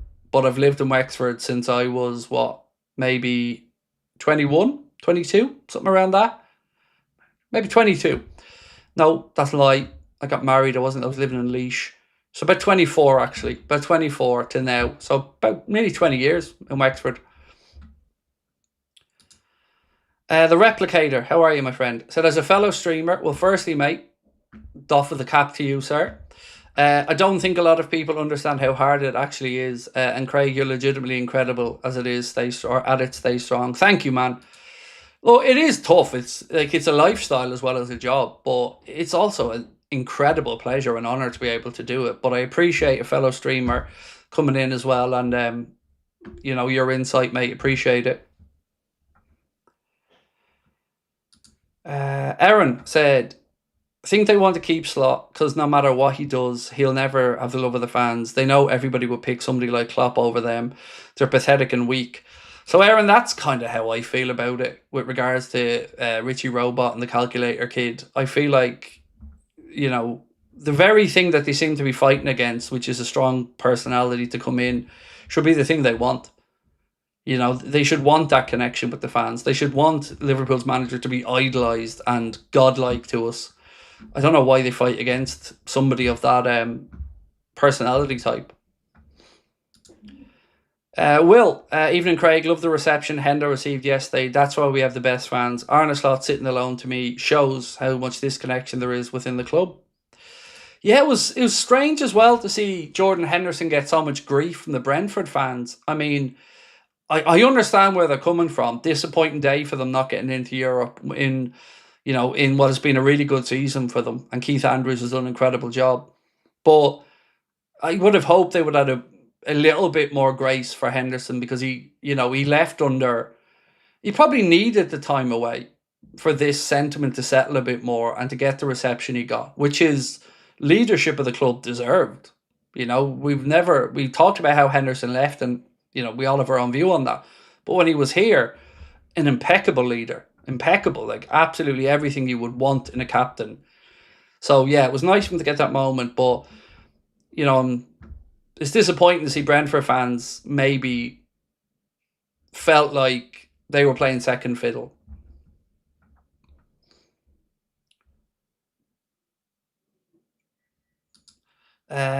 Fua said, I told everybody we would win 3 games max from PSG. I can't actually... I just know we finished the season with draws and a couple of losses, mate, but I can't remember the actual run from the PSG game. As I said, I remember we needed 4 points after the United game from 12, and we got 2 and favours. Nedge said, we had January to bet in 2 players, but no future planning, and now we're left with the biggest window on top of a World Cup year. So pissed at these clowns. Exactly that, mate. Exactly that. There's just excuses, and that's all it is here. It's just one excuse after another, no accountability. And I get really angry as well about a lot of the journalists just not necessarily saying I want them right and slot out, but I do expect more pushback. And I do expect more difficult questions about how we're here. Like, there's so many things that just, the Jones situation, a mess. The Canade situation, a mess.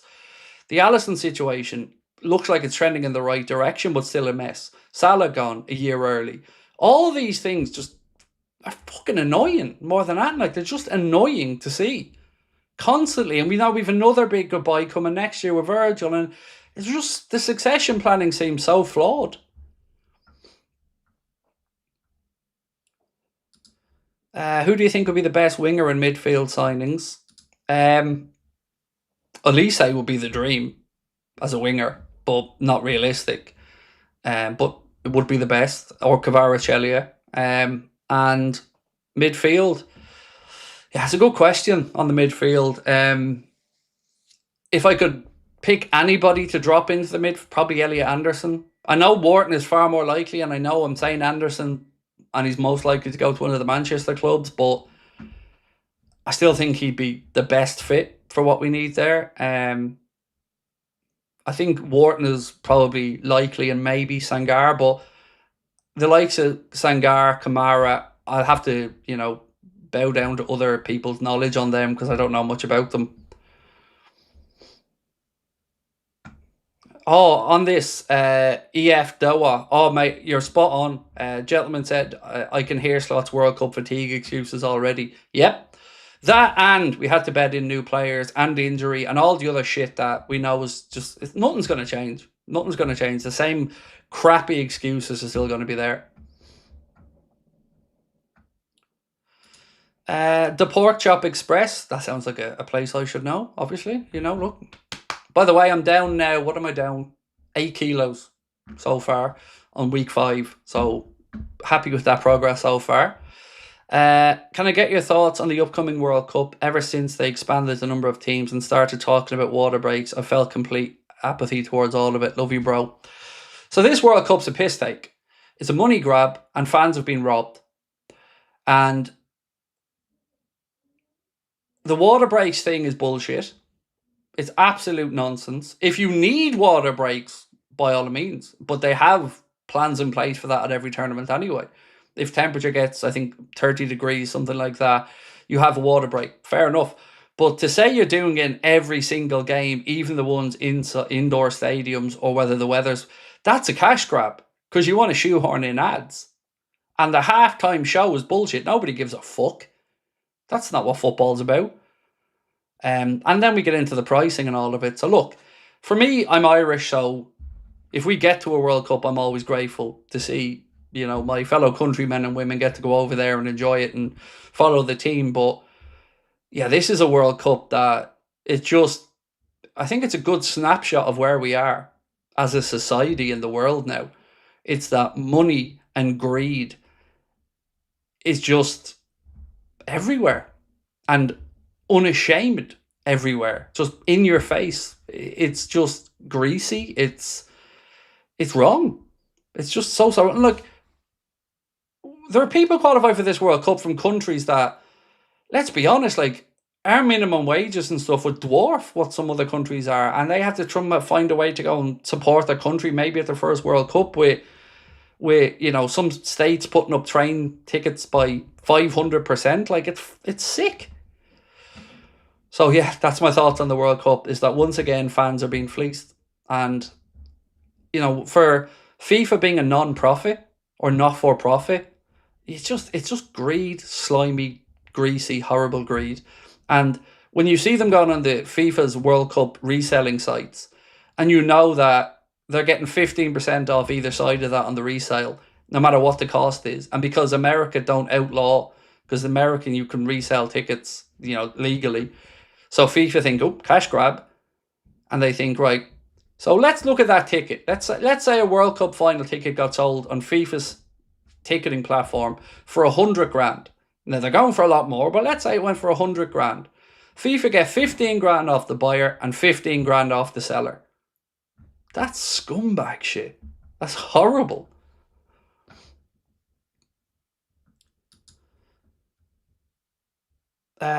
Came in late, sorry. With the slot news, did the source do a U-turn or did you get more information? Excuse me. Also, love you, bro. I'm happy you're here. Honestly, no, nothing changed.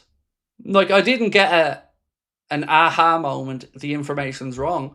I just felt like the lay of the land with everything that was being reported, for me to continuously say categorically that I'm right, I felt like there was at the very least a question of doubt. And if there's a question of doubt, I'll hold my hands up. Now, I still might be proved right, but the right thing to do was say, I can't be categorical on it, and I'm sorry. So that's kind of where I'm at.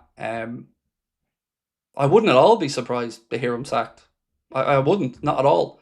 But, you know, I did use the phrase 100%. And when I say something bluntly like that, if I do have any doubts afterwards or after the fact, I'll hold my hands up. And I did hold my hands up. I could have said nothing and just kept saying, yeah, watch, wait.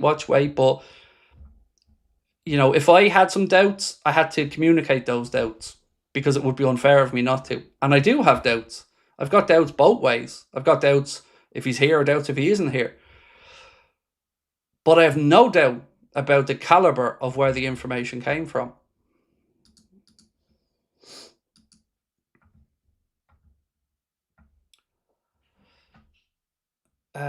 This one, Jamie said, mate, glad you're here. Forget about it all. It wouldn't be the same without you. We all get stuff wrong. Thank you. Appreciate your understanding. Thank you, Jamie. Really do, mate. Thank you. Peter, evening, Craig. Iriola would have been perfect. Lost his whole team. Kirkes, Hoyson, still got Europe. Unbeaten whole of second part of the season. I think until we see him go elsewhere, we'll have to at least say, you know, watch this space. From what I can gather, from what journalists have said about Iriola, he wants to stay in the Premier League, ideally, is seemingly what's been put out there. Now, I know AC Milan, Napoli, and others are going to be interested. I think Athletic Club Bilbao as well. But he seems to want to stay in the Prem. Now, won't be the Chelsea job, because that's Alonso. Won't be the United job, because that's Carrick.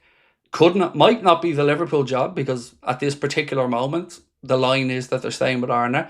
So Palace is the only one that's really up in the air. And respectfully, is that a step forward in his career? Well, no, I don't think it is. They will be playing Europa League football next season, but look, I don't know whether Iriola is the right guy or not. Iriola, Hones, Nagelsmann, they're all credible in their own ways, but they all also, I think, have some uncertainty about them. And this is where I have to just say my part. They all are better than Arne for me, because I very much don't think it's a better the devil you know case right now with us.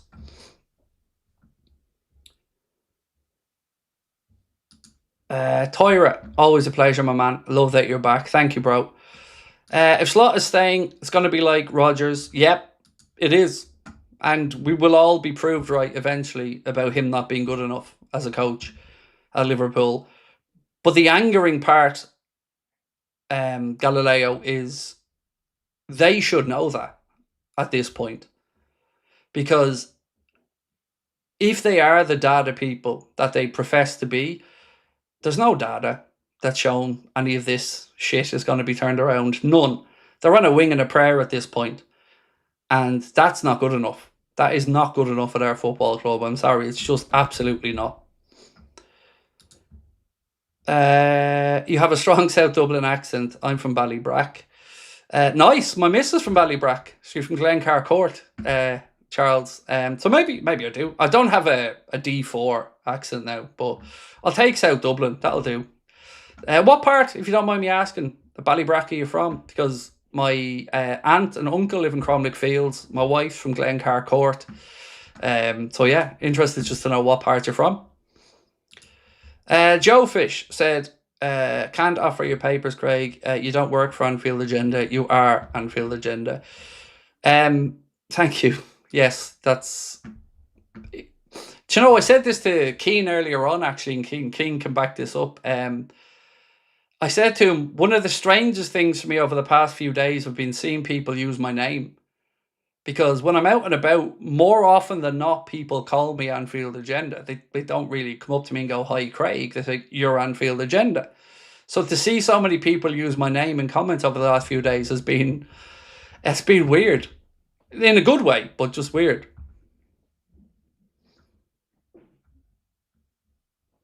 Craig, did you see the Lawns manager saying my biggest dream is to coach Liverpool someday? Yes, I did, Ibrahim. Now, I don't know anything about him, mate, but I did see the quote, yeah.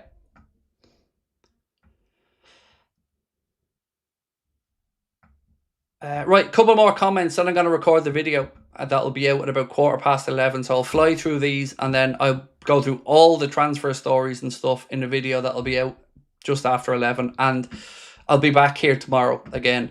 So, the good part for me is Connor's away from Thursday to Saturday. And the reason I say the good part for me is I get to repay him now by letting him have his few days to go away because he's got a wedding friend of his.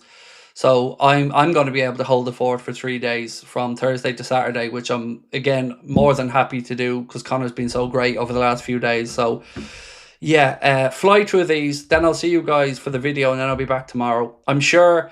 Again, there are going to be people who want to come in and have a pop at me in the comments and I'll crack on. But all I would say to you is, I try to be honest. I try to be straightforward. I know some people don't like me. I know I'm Marmite. I know sometimes I rub people up the wrong way.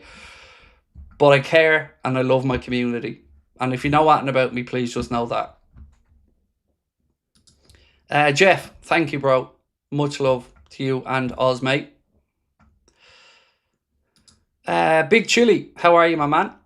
Craig, glad you're back on here. Stuff happens, we all get stuff wrong, but that doesn't excuse the abuse you and or Connor received. Love you, big man. Look, so when you do this, you're on here every night.